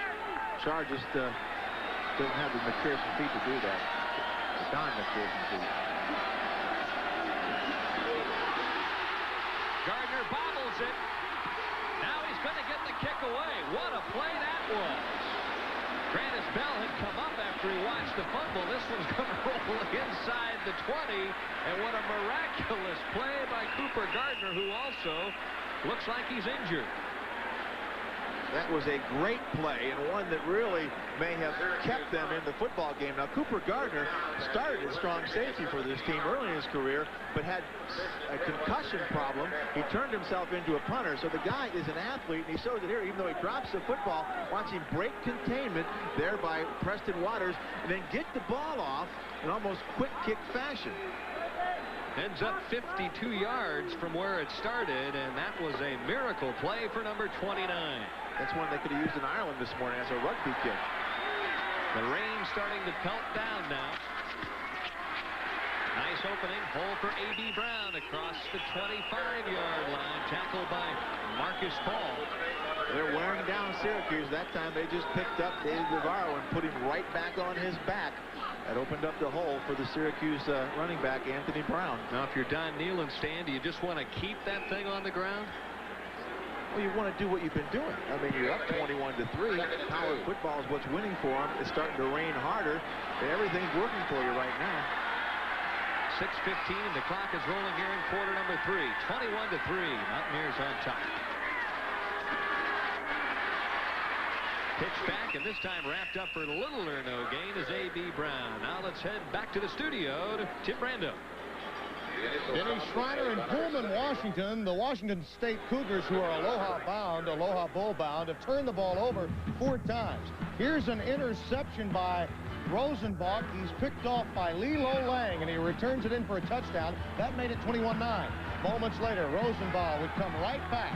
Watch him find his favorite target, Tim Stallworth. 11 yards to strike. It's 21-16. Washington leading Washington State. Thank you very much, Tim Brando. And Major Harris trying to run the option play to the right and got belted right at the line of scrimmage by Keith Freiberg. Little or no gain there. Well, if you enjoyed this one, coming up a little later from Baton Rouge, Louisiana, number 3 Miami, and LSU. That starts at 9 p.m. Eastern. CFA football action on ESPN. And if you're any place close to West Virginia, you've enjoyed this one. That time, Major Harris took a big hit, but just got enough yardage for the first down. At least they signaled. Maybe Syracuse is now requesting a measurement. You are allowed to do that. Well, we've talked and tried to set the tone about this state in the way that it's just infatuated with West Virginia football and basketball. And for the fans in this area, it's been a long time coming. But if they go undefeated here in 1988, it'll be a year that none of them will ever forget. There'll be a cross-country trek coming from West Virginia down to the Fiesta Bowl in Tempe, Arizona. And of course, on the other side of the ledger, a disappointed Todd Philcox, 8 of 15, only 64 yards, 3 interceptions. And I think the toughest play of the night for Philcox was on the option when he ran it inside the 5. He could have maybe tied the game and coughed it up, and that's where West Virginia turned things around. Again, you have to think that the re-injured thumb that he had last week has a big bearing on this football game. He fumbled carrying the ball in his right hand, and he threw 3 interceptions. Well, off the option, Harris scrambling for daylight. He's being chased and hit from behind, but gets the pass off at the last moment. And what a tribute to his athletic ability to get leveled like that and still be able to get the pass off. Yeah, one of the advantages Major Harris has is in college they don't have an in-the-grass rule because he'd have been down in the NFL. But here he's able to get the ball off on his way down, and he saves 15 yards. Of course, you're taking the risk that somebody's going to hit you as you throw that football, and it's going to pop up in the air and turn this football game around again. But Major Harris and this whole West Virginia football team has had everything going for him all year long, including tonight. out of Pittsburgh, Pennsylvania. The amazing thing, already in just 2 years, he's already accounted for 35 West Virginia touchdowns. Reverse option this time. And up near the 35 is the tailback, Keith Freiberg, in on the tackle. A.B. Brown one more time with a run. Let's head down to the sidelines now to John Snyder. You and Stan speculated on it, Denny, that Todd Philcox, I just double-checked, he's not hurt. He simply had obviously a very, very rough night. You take a look at his numbers, and passing-wise, by the end of the year, he will almost do what McPherson did last year, but tonight things are not going well, obviously. John Snyder trying to stay dry down there on the sidelines. Again, that's what Philcox had told us yesterday, and McPherson gave us a little different story when we talked during the night about the injury. Harris around the right side, out of bounds at about the 39-yard line. Looks to be enough, and Terry Wooden in on the tackle that time. Syracuse has done a good job of containing Major Harris. He's made a couple big scrambles off the spread formation, but on the normal situations, they've contained him well. They just have not contained their own problems, their own turnovers, their own fumbles and interceptions. And Syracuse, a very sound team, both offensively and defensively, not a team that makes a great deal of mistakes. Tailback one more time for a couple yards out to about the 42.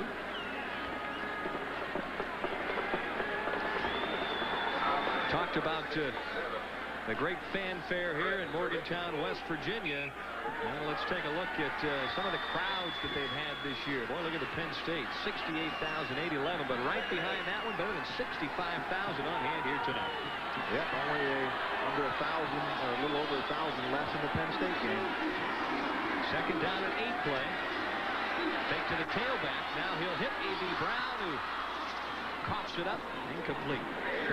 You're talking about a crowd that's probably affected by, one, the weather, and there's a lot of football games being played today that a lot of these people missed to get down here, because we came down here, what, 3.5 hours before the game, and there was a traffic jam. It took us an extra half hour to get in here. So, this is a very loyal crowd. Now, you look at Syracuse for the year, you bring up the fact there are a +4 and only committed 16 turnovers for the entire year coming into this game. And they have 5 already tonight. Not the most prolific passing numbers, but he's getting the job done. Bucks in the defense, and now it's a race for the sidelines, and Major Harris basically winning the race and stepping across the 50-yard line. I don't know. I guess maybe they use that formation more to clear everybody out and give Harris room to run. Again, the single back offense. Fullback stays in there to help with protection. They send everybody downfield. Now, we asked last night if they were going to put somebody specifically on Major Harris in this formation, called a spy technique or a cop. You need a defensive back or somebody with great ability on Harris. But they're going to have to do that, because every time he's dropped back in that formation, he has scrambled for big yardage. First down and 10 for the Mountaineers. Taylor, the hard-running fullback, belted from behind, but not before he picks up some nice yardage. Tackled by Freiberger. Brings up second down now and short, and West Virginia offensive line stands starting to wear down that Syracuse defense. Oh, they are wearing this team down. I mean, mentally more than anything else, to go with the physical part of it. But when you keep playing well defensively, look at the scoreboard, it's 21-3. It's demoralizing. They've averaged better than 54 points a game here in Morgantown this year. Terry Wooden in on the tackle. Down near the 35, though, goes A.B. Brown. You can tell also that when you're getting close to a championship, watch that. They're coming off the line. They're hitting people. I mean, when you're excited offensively, you got the adrenaline flowing. See, they're knocking people back. They're making the tackle 4 and 5 yards downfield. When you're knocking people back, you're winning football games. Clock continues to roll. A.B. Brown tries to get to the corner, but a nice job there at the perimeter by Keith Freiberg. Syracuse has not done a bad job on the perimeter. They have forced most of the runners, and Major Harris in particular, to keep running sideways on the outside plays. The problem has been the turnovers offensively, and then, of course, some of the power game that they've been really struck with up the middle. They've been getting knocked back, and, again, the adrenaline and the excitement is all on the side of West Virginia right now. And, of course, they're playing at home where they're undefeated this season. Tailback football one more time. And this has just become basically a grind-out contest for West Virginia. Yeah, they're undefeated on the road, too. That's right. Notre Dame in the Fiesta Bowl. Of course, Bino Cook months and months ago said West Virginia was going to be the #1 team. Everybody looked at him like he had finally lost it. He had reached that age where he went over the hill. But Bino had a surprise for all of us, didn't he? Now he's got those fingers crossed. Let's see how he picks next week's game. Lamond in motion. Play action now. Harris tries to square up. Finally does. And nearly picking that one off was David Bavaro, who stepped right in front of the intended receiver. And he needed to borrow his brother's hands to make that catch. Mark Bavaro, of course, the great tight end for the New York Giants, who makes a lot of one-handed catches. His younger brother David just couldn't come up with the one there. But that's a big play because it forces a 4th down situation. At least they stopped West Virginia and made them attempt a long field goal, 48 yards. Charlie Bowman is on. His longest of the season is 49 yards.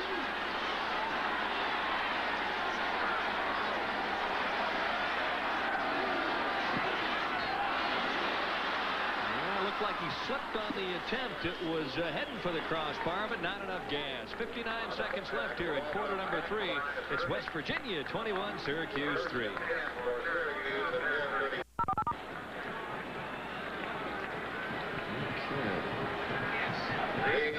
Neat opposite. You always want to have a good excuse. Well, Charlie Bauman has one here. Watch his plant foot, the left foot slide out from under him, and that's why he missed this kick. Of course, Charlie's had a rough couple weeks. He missed 3 last week after having a great season for the first 9 games. Well, in your career at Ohio State, though, you set a couple of kicking records, didn't you, Stan? Yeah, in the same season. Most made and most missed. After attempts. Oh, well, it happens. The Orangemen need something to happen here in a big hurry. Oh, boy. Drummond really nailed by Alboyd Mays as he crosses the 30-yard line. Mountaineers just fly into the football now. And they are winning this game on defense. I mean, we come in here with one of those high-powered offenses in the country, ranked 2nd in points at 44 points a game. Ranked 6th in total yardage per game. Yet their defense is winning this football game. And that's not surprising because defense usually wins big football games. On the season, that defense giving up less than 17 points a game. Davis in motion. Char back to throw. Has time. Hits Johnston out of the backfield. And he is hit hard there by Preston Waters. As quarter number 3 here at Mountaineer Field comes to a close. And better than 65,000 now have just 15 more minutes to wait for an undefeated season. It's West Virginia 21 and Syracuse 3.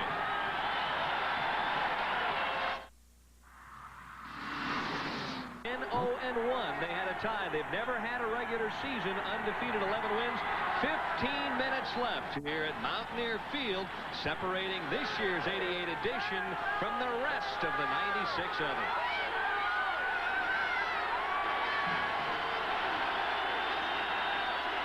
Third down and 4. Davis in slow motion. In the flat, it's Johnston. He's the man they always go to in the clutch, and he's got enough for the first down. But it looks like we may have a penalty flag in the holding area against Syracuse as they continue. There it is to self-destruct. If it's not turnovers, it's penalties on key third down plays. McPherson lamenting. This is a hard-fought football game. There's a lot of hitting going on, a lot of good football playing going on. It's just the turnovers have been the difference in the football game, and now it's starting to be a change of determination because it's really going everything for West Virginia. and Syracuse is starting to really lose its edge.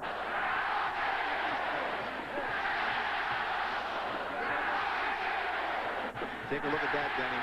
Misery index, 5 turnovers. They haven't allowed a sack, but when you have 5 turnovers, sacks are unimportant. Drop passes, 2. 7 penalties for 40 yards. So your turnovers and penalties, that's the difference in this football game.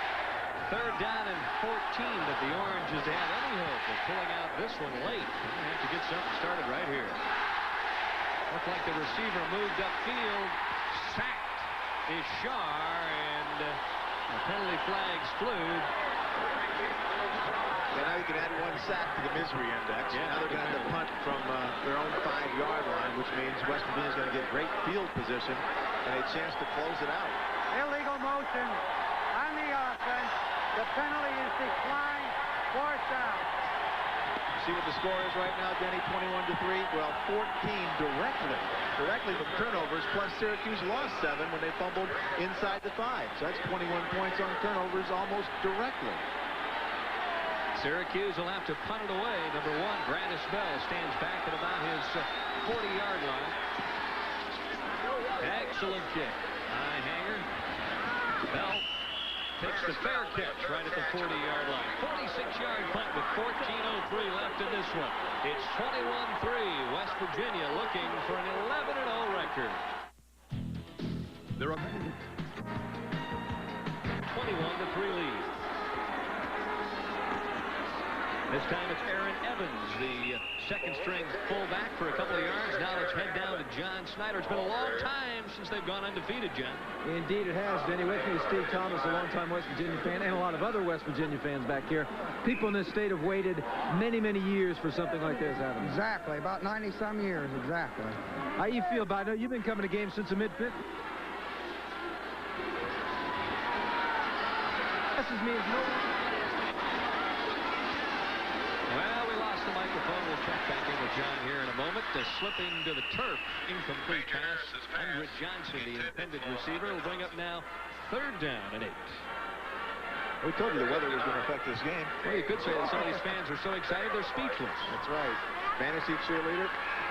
It's quite a fantasy for, again, for everybody in this stadium, for Don Nehlen, for West Virginia football. Again, this is the whole state rallies around. They have no pro teams. This is their major college. This is their pro team. Harris with a straight drop. Oh, has a man wide open. And it's the backup tight end, Adrian Moss. You know, it's funny. We talked to Don Nehlen before this game yesterday, and we asked him, Don, 9 years ago when you came here, did you think that you could contend for a national championship and go undefeated? Are you kidding? We just tried to find some football players who could be competitive. That's all they wanted to do, was to compete, and you look at the progress he's made over his career here. Now he's got this school vying for a national championship. Look at those yardage in the second half. They're just wearing down Syracuse. Andrew Johnson has his feet clipped right out from underneath him by number 55, Dan Busey. And with 12:56 and the clock rolling, West Virginia is in good shape. And we've got some updated scores.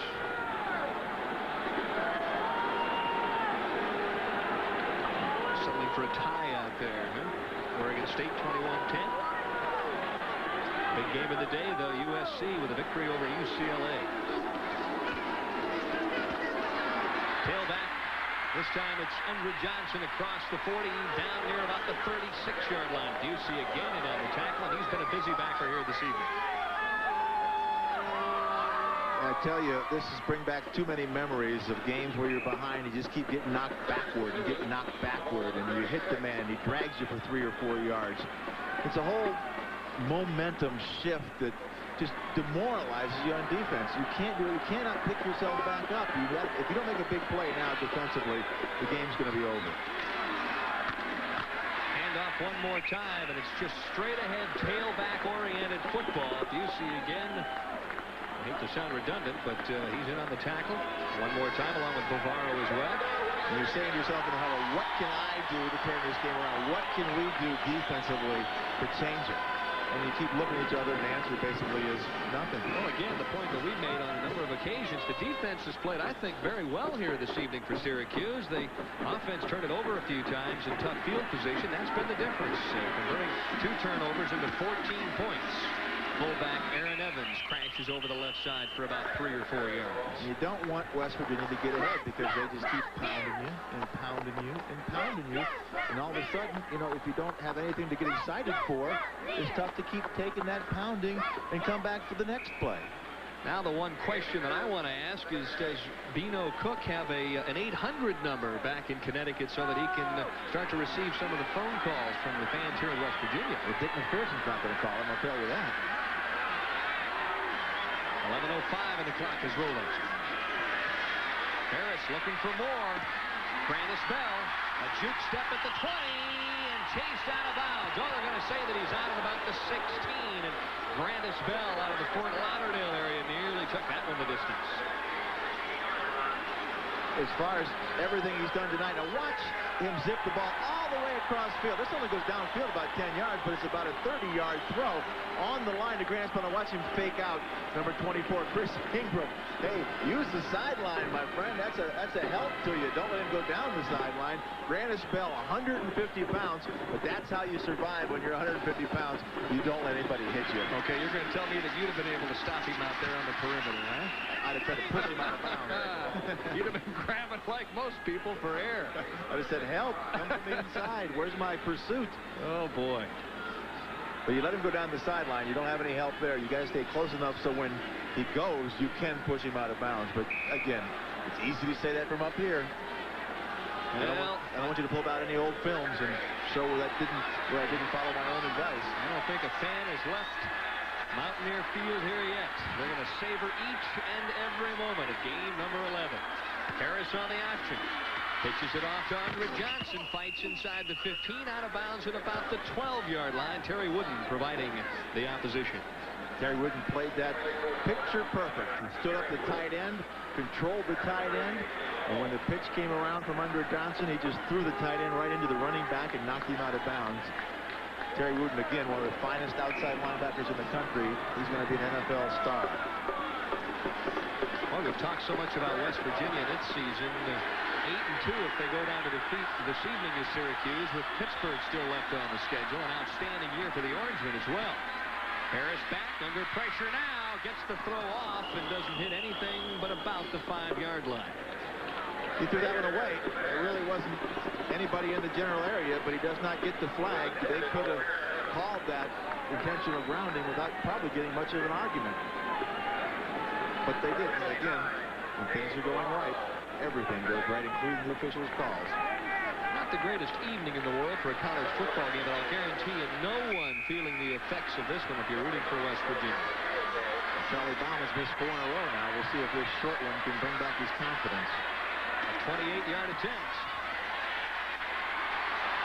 And he likes that one. Gun goes off, and now it's 24-3. West Virginia on top and heading for a perfect 11-0 season. We'll be back right after this. Critical acclaim for our performance. The Ford Probe is one of the finest front-wheel drive performance cars in the world. For a second date with Notre Dame leading 24-3 at this stage.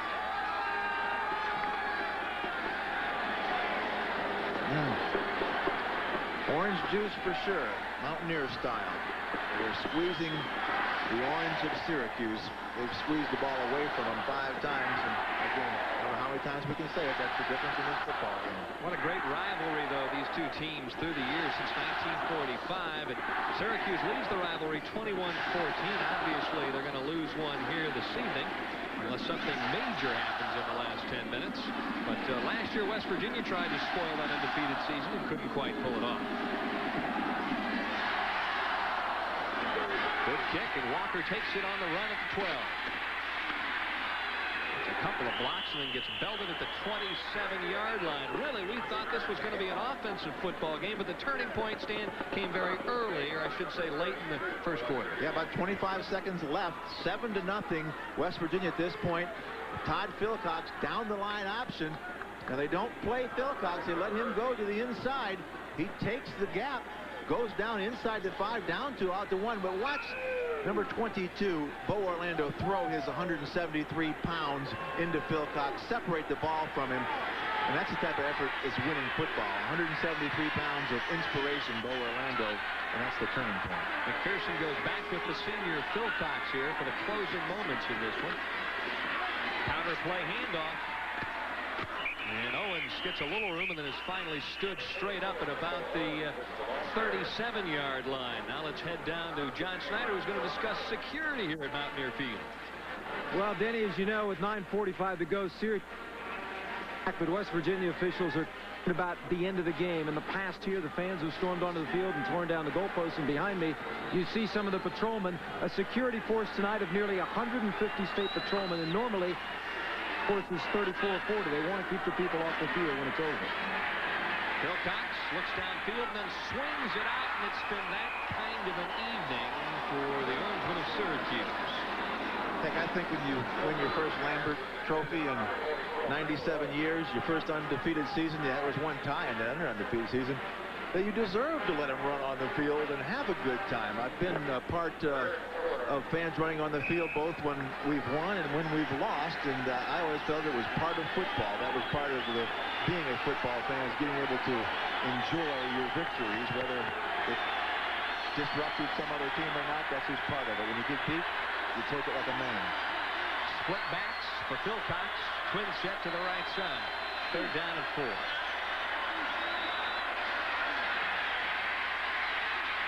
And it's time to take a look. Lofts it out and gets belted at the last moment. And Owens one more time can't come up with a play. And now Dick McPherson faces 4th down with 4 yards to go and 9:19, or make that 9:14 rather, left in this one. Holding his left arm this time. He had Michael Opens late, but watch the hit here. No wonder he threw it high as he gets squashed right in the middle by Jim Gray, number 98. The punter is on. Cooper Gardner. Brandis Bell back deep.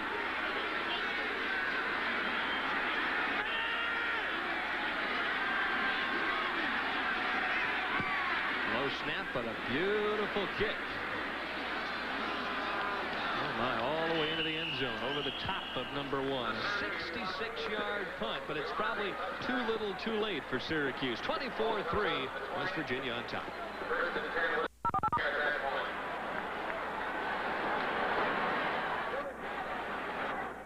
Empire National Bank has been rated of their own destiny. Get a couple of solid first downs here, and oh my, Andrew Johnson takes off and crosses out it past the 35 to about the 37. If they continue at this pace, they'll be able to run out the clock. Well, they're running out Syracuse, that's for sure, because they're just knocking them back. There's Todd Philcox, fifth-year senior, getting his first chance to play, and it's a disappointing end of the regular season. But they do obviously have the bowl game left. Watch this blocking. Just opens up a huge gap. Again, the linebackers get split, and when you're in a Oklahoma defense, a 3-4, the 2 inside linebackers have to work in pairs. When they get split, it ends up in big plays like that with Rondo Johnson. Pull back right straight up the middle. Well, we've talked consistently tonight about West Virginia playing Notre Dame in the Fiesta Bowl. Syracuse will be heading to the Hall of Fame Bowl to play either Auburn or LSU. So they have one more opportunity to erase this disappointment. But you know, you talk about the 2 inside linebackers getting split. One of the reasons is they've had problems at the nose guard. Fred DeRiggie's playing there, but they lost, you know, their great nose guard from a year ago, a first-round draft pick. We'll talk about that in a second. Harris with the play action, stops, looks for somewhere to run, coughs up the football, and West Virginia is going to recover at about the 39. Freiberg with the hit on Harris shook the ball loose.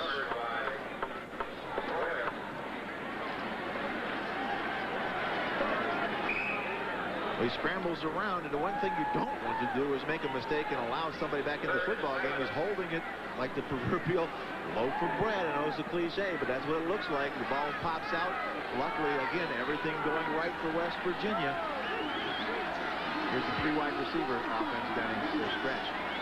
3rd and 7. Trying to provide some pressure. Downfield it goes, and pulling it in is Calvin Phillips. That ball was right on the money Tell you what, if I was getting ready for Notre Dame, I would use this formation time and time again. Watch the throw to his left, a tough throw on the sideline. He hits him right on stride as he's going out. Calvin Phillips right. I mean, could you ask it for any better than that as you're going out of bounds? Give me the ball, let me run out of bounds. That's a safety on a wide receiver, Marcus Paul. That's a tough matchup. You should win that if you can give him time to throw. The dreams of a perfect season could soon be a reality. Pull back one more time up the middle. We've talked about Notre Dame. Do you suspect that perhaps Lou Holtz and company watching this one this evening on ESPN? I'm sure there's a lot of people. Dick McPherson talked about that last night. He says, you know, from everybody in college football that gets to play in the afternoon, ESPN has become their network because that's the games they get to see, the ones that are played here. On our night games and our late afternoon games are the ones they get to see. I'm sure there's a lot of Notre Damers watching this football game while thinking about USC. 24-3, the Mountaineers on top. Harris thought about pitching for a moment and then thought the better of it and hung on this time. Yeah, he remembered the last time he made that late pitch that ended up hitting the ground. Dick McPherson, right in front of that play, was probably yelling, pitch it, please, to one of my guys. Oh, what a great competitor he is. Last night we had a long chat with him and very philosophical about Syracuse and where the program is right now. And he said, I'm not going to be happy until we're an 8, 9, 10 game winning team every year through like the early 90s. Quiet yardage by Major Harris. And a drop back and look downfield. On the crossing pattern, it's the tight end. Wins heading for the end zone. Bumped out of bounds at the 1.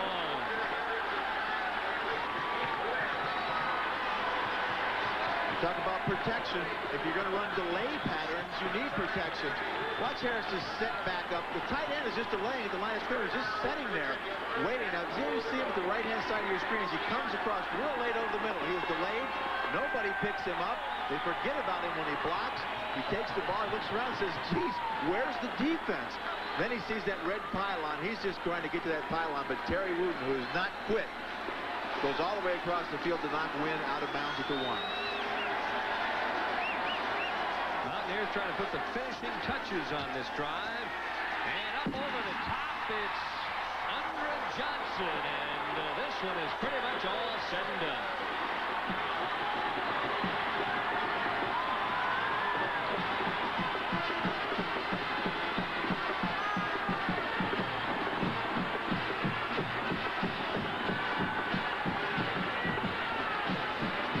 Just up and over the top. Again, watch the good lead block on Dan Busey right there. That just allows the back to get over top from David Navarro. Navarro's just, beat down so many times he's had to make hits. He's going to be a sore man tonight. 31-3, and the sense that the celebrating now is just about officially underway here in Morgantown, West Virginia. Yeah, we talked about it before. If the crowd was allowed down on the field, I have this picture of them picking up Major Harris and passing him around like the hockey players do the Stanley Cup. Just changing him around the field. Well, it's changed from the pigskin to the round ball on ESPN. Big Apple NIT, those are the winners from last night. Xavier will play Missouri, Wyoming, and Syracuse. No, that'll be a heck of a game there. Outstanding hoops action on ESPN coming up. Semifinals, game 1 and 2 at 7 and 9, live on Wednesday evening. And of course, topping it all off from Madison Square Garden, the championship game. Some great basketball games last night. We talked about don't celebrate too early here. LaSalle almost celebrated a little bit early last night against Louisville when they had them 6-7 points down with a few minutes left in the game, and they were lucky to get away, fortunate to get away with the victory after Louisville had tied up that basketball game. Xavier moving on there. But I don't think it's too early to celebrate now for West Virginia. No, I think you might be right. I think they can go ahead and high-five it to death. Corks on the champagne starting to pop all over Morgantown. Walker from the 5. Nice move across the 30. He's got some running room. Finally wrapped up just shy of midfield. Heck of an effort that time by Walker. We talked to the special teams coach a little bit last night, and they were concerned because last week they'd given up a 92-yard touchdown run. You see... What is it, a heat wave? Yeah, I tell you what, that shows he's been putting out the effort, hasn't he? As the heat's escaping through the top of his head into this cool air down here in West Virginia, creating a little steam off the head of Grantis Bell. That's right. He's used to that warm weather down there in Florida. It could be 25 below zero right now, and it wouldn't make any difference here. Time to pull out all the stops. Maybe come up with a big play. Toughest time of the game for a quarterback because everybody's loading up. Moore gets behind the secondary and just can't quite get to the football. He was behind the secondary.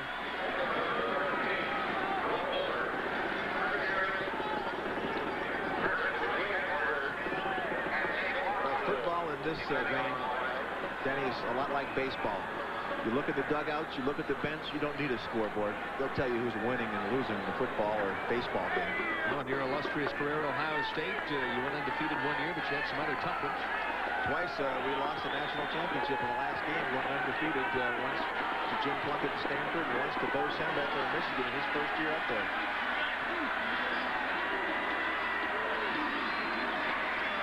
Wilcox gets it off quickly. The screen that time to Darrell Johnston, and Johnston couldn't quite hang on.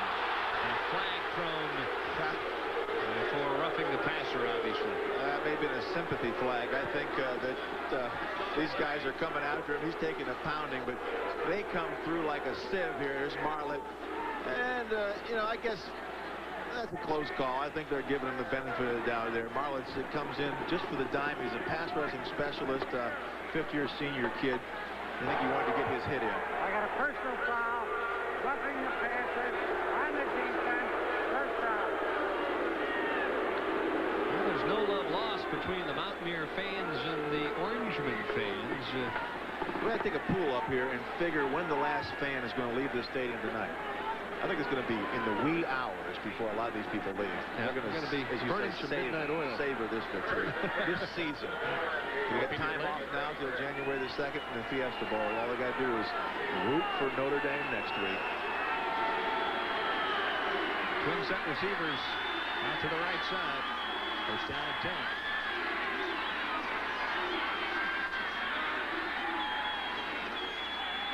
Mountaineers showed blitz. The pitch. And Owens is on the move. Breaks contained down inside the 15. Scrambles down to the 14-yard line. Now they went to the unbalanced line, put an extra blocker over to that side. It's worked for them time and time again tonight. Again, they have not done poorly offensively. They just have turned the football over. They've moved the ball up and down. We saw they had almost 200 yards at halftime and only 3 points. And they're down 14-3. So, you know, 200 yards, 400 per game, that's what they've been averaging. And they've been 9-1 going into this football game. Also averaging better than 31 points a game. They have only 3 to show here this evening. Trying to score one for pride's sake right now, though. Owens wrapped up at the 15, going to lose a yard on the play. And Robert Pickett, who had a big fumble recovery earlier this evening, in on the tackle. And there's pride on the other side of the football, too. No matter what the score is, defensively, you don't want to allow the other team into the end zone. In fact, I'm sure there's a lot of the first-team guys that maybe aren't playing right now that says, Coach, let me go back in. We don't want to get in the end zone, because defenses take a lot of pride in the number of points they've given up, the number of yards they've given up. They want to win the football game first, but there's that pride that defensive units have in their accomplishments.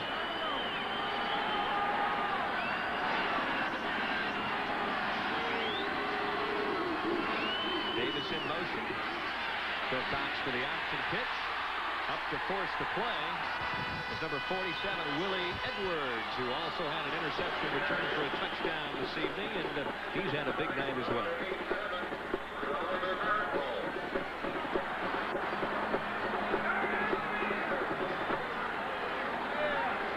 Again, you just have to look at the faces, don't you, Denny? Just a minor disappointment, no. Dick McPherson's really got this program at Syracuse on a roll. Oh, amazing. You win 20 of your last 22 ball games. The other stat that I found very instrumental was the fact that they have won 9 of their last 10 road games. How tough is that? McPherson felt like they had a real shot here this evening. Into the end zone it goes, and it's a touchdown. So finally, with 3:41 left, Phil Cox hits Rob Moore in the end zone, and the Orangemen score themselves a TD. That's one of the cases where throwing the ball behind the receiver really was a benefit for Todd Philcox, because it's what's known as a post corner. He had man-to-man coverage. The receiver went to the inside, then back to the outside. The defensive back was waiting for him, but he threw it behind him, and then Moore just turned around and made the play. You'll see Willie Edwards, 47, waiting on the outside where he knew the pattern was coming. When you do a lot of film study, you know down deep a lot of teams like to use post corner to score on. So he was waiting there for it, and the guy just stopped on him, and Philcox threw the ball for a touchdown. Now they're going for 2. 7 times teams have tried to go for 2 on West Virginia this year. 3 have been successful. Trying to get back to the 500 mark. The receiver is open, but it's batted away, and no flag is thrown. So it's an incomplete pass in the end zone.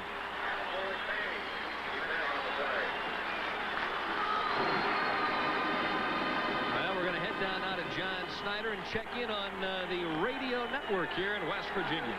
Well, you know, Denny, earlier in the game, we played for the fans the radio broadcast of last year when Syracuse won the game so dramatically in the closing seconds. As you know, Willie Edwards intercepted a pass and scored for West Virginia in the first half of this game. Here's how Jack Fleming called it on the Mountaineer Network. Slot tight left, wide man to the right.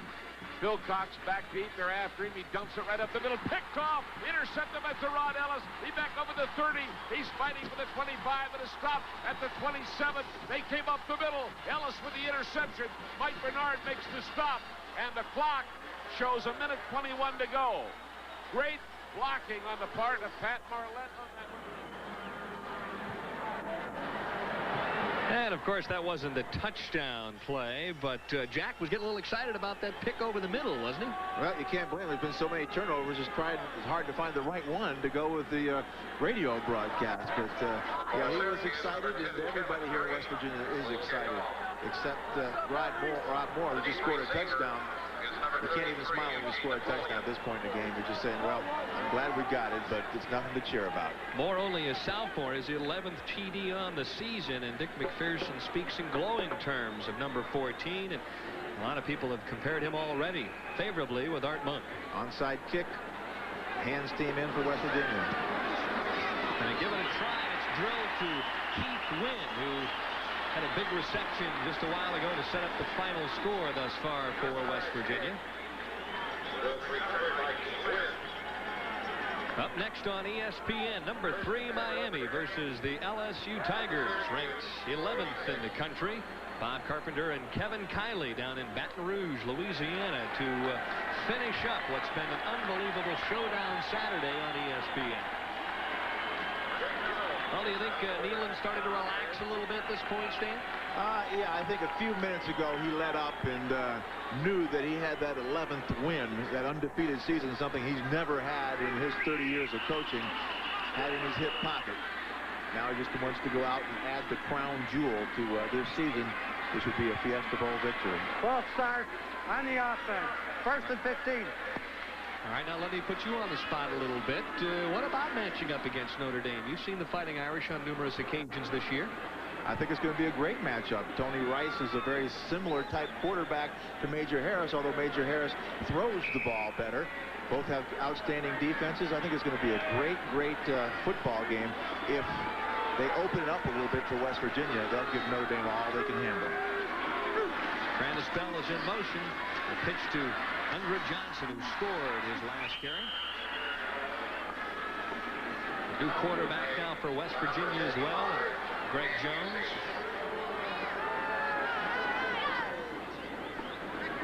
All right, we've talked about West Virginia. What about Syracuse against LSU or against Auburn? Two very talented teams there. Well, I think Syracuse is a lot better than they showed tonight.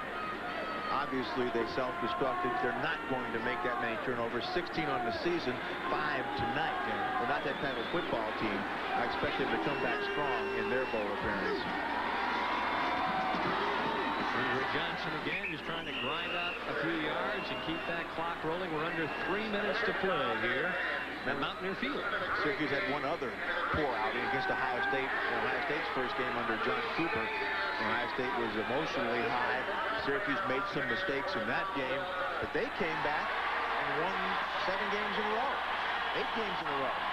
They come into tonight on a high. Now they got to pick up what's left from this football game. Their bruised egos, their bruised bodies, get themselves ready to play one final game.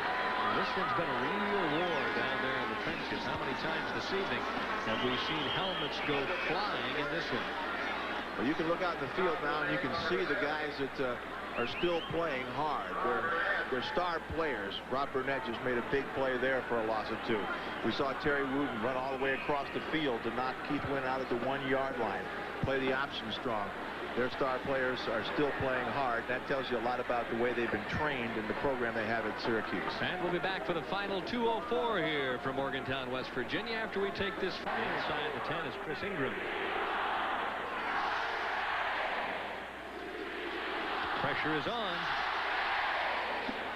Low driving punt, that one into the end zone, so Syracuse will start for the final time this evening from their 20-yard line.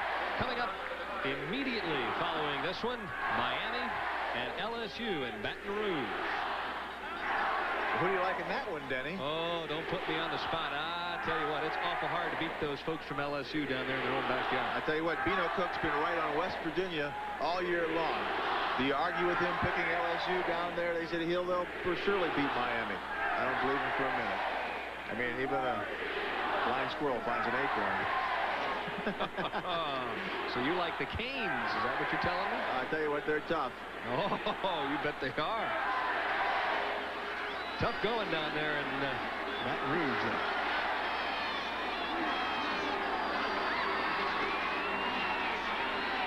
Takes the draw over the middle, and Davis is wide open. And he is a train to pull down at the 45. Pulled down by number 99, Basil Proctor. He comes in for this dime defense. Basil, 6'4", 250, transferred here from the University of Miami. That's the Hurricanes. That's a quarter. And he was a defensive back there. He was a strong safety to gain some weight. Fleet of foot. Dead ball. Personal foul on the defense. A little exuberance from some of the younger players getting a chance to play in this season finale, regular season finale, the cap of the undefeated season for West Virginia. 25 seniors on this squad this year. What a year it's been for them.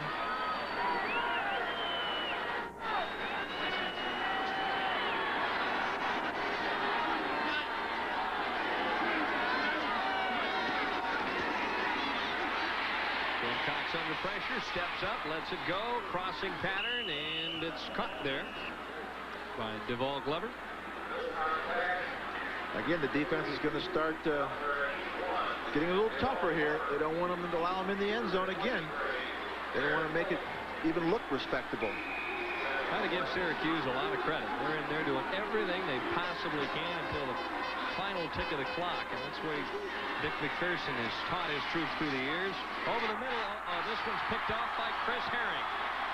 Herring finally bounced out of bounds across the 30-yard line, and that should just about set things up here for Don Nealon and company.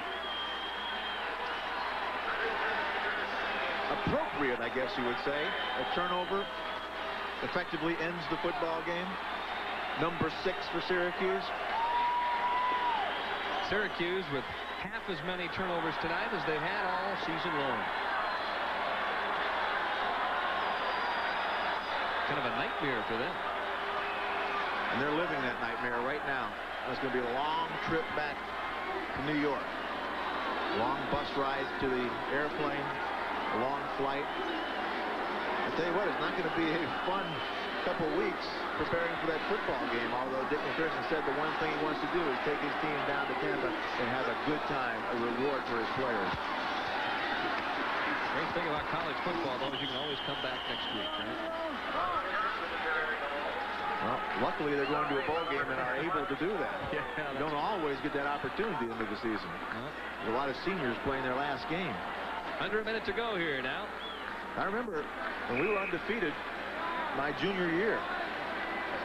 We beat Michigan the last game of the year. We were both undefeated at that point, and we won. We got to the Rose Bowl. Great season for us. We went into the MacArthur Bowl, but we lose to Stanford, and Jim Plunkett ruined the whole season. And you got to wait all year to come back. You don't remember it as an undefeated season.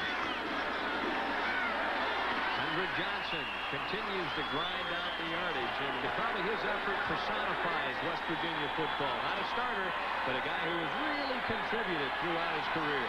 Yeah, he's probably gotten enough yardage to go up to number 3 all time here at West Virginia.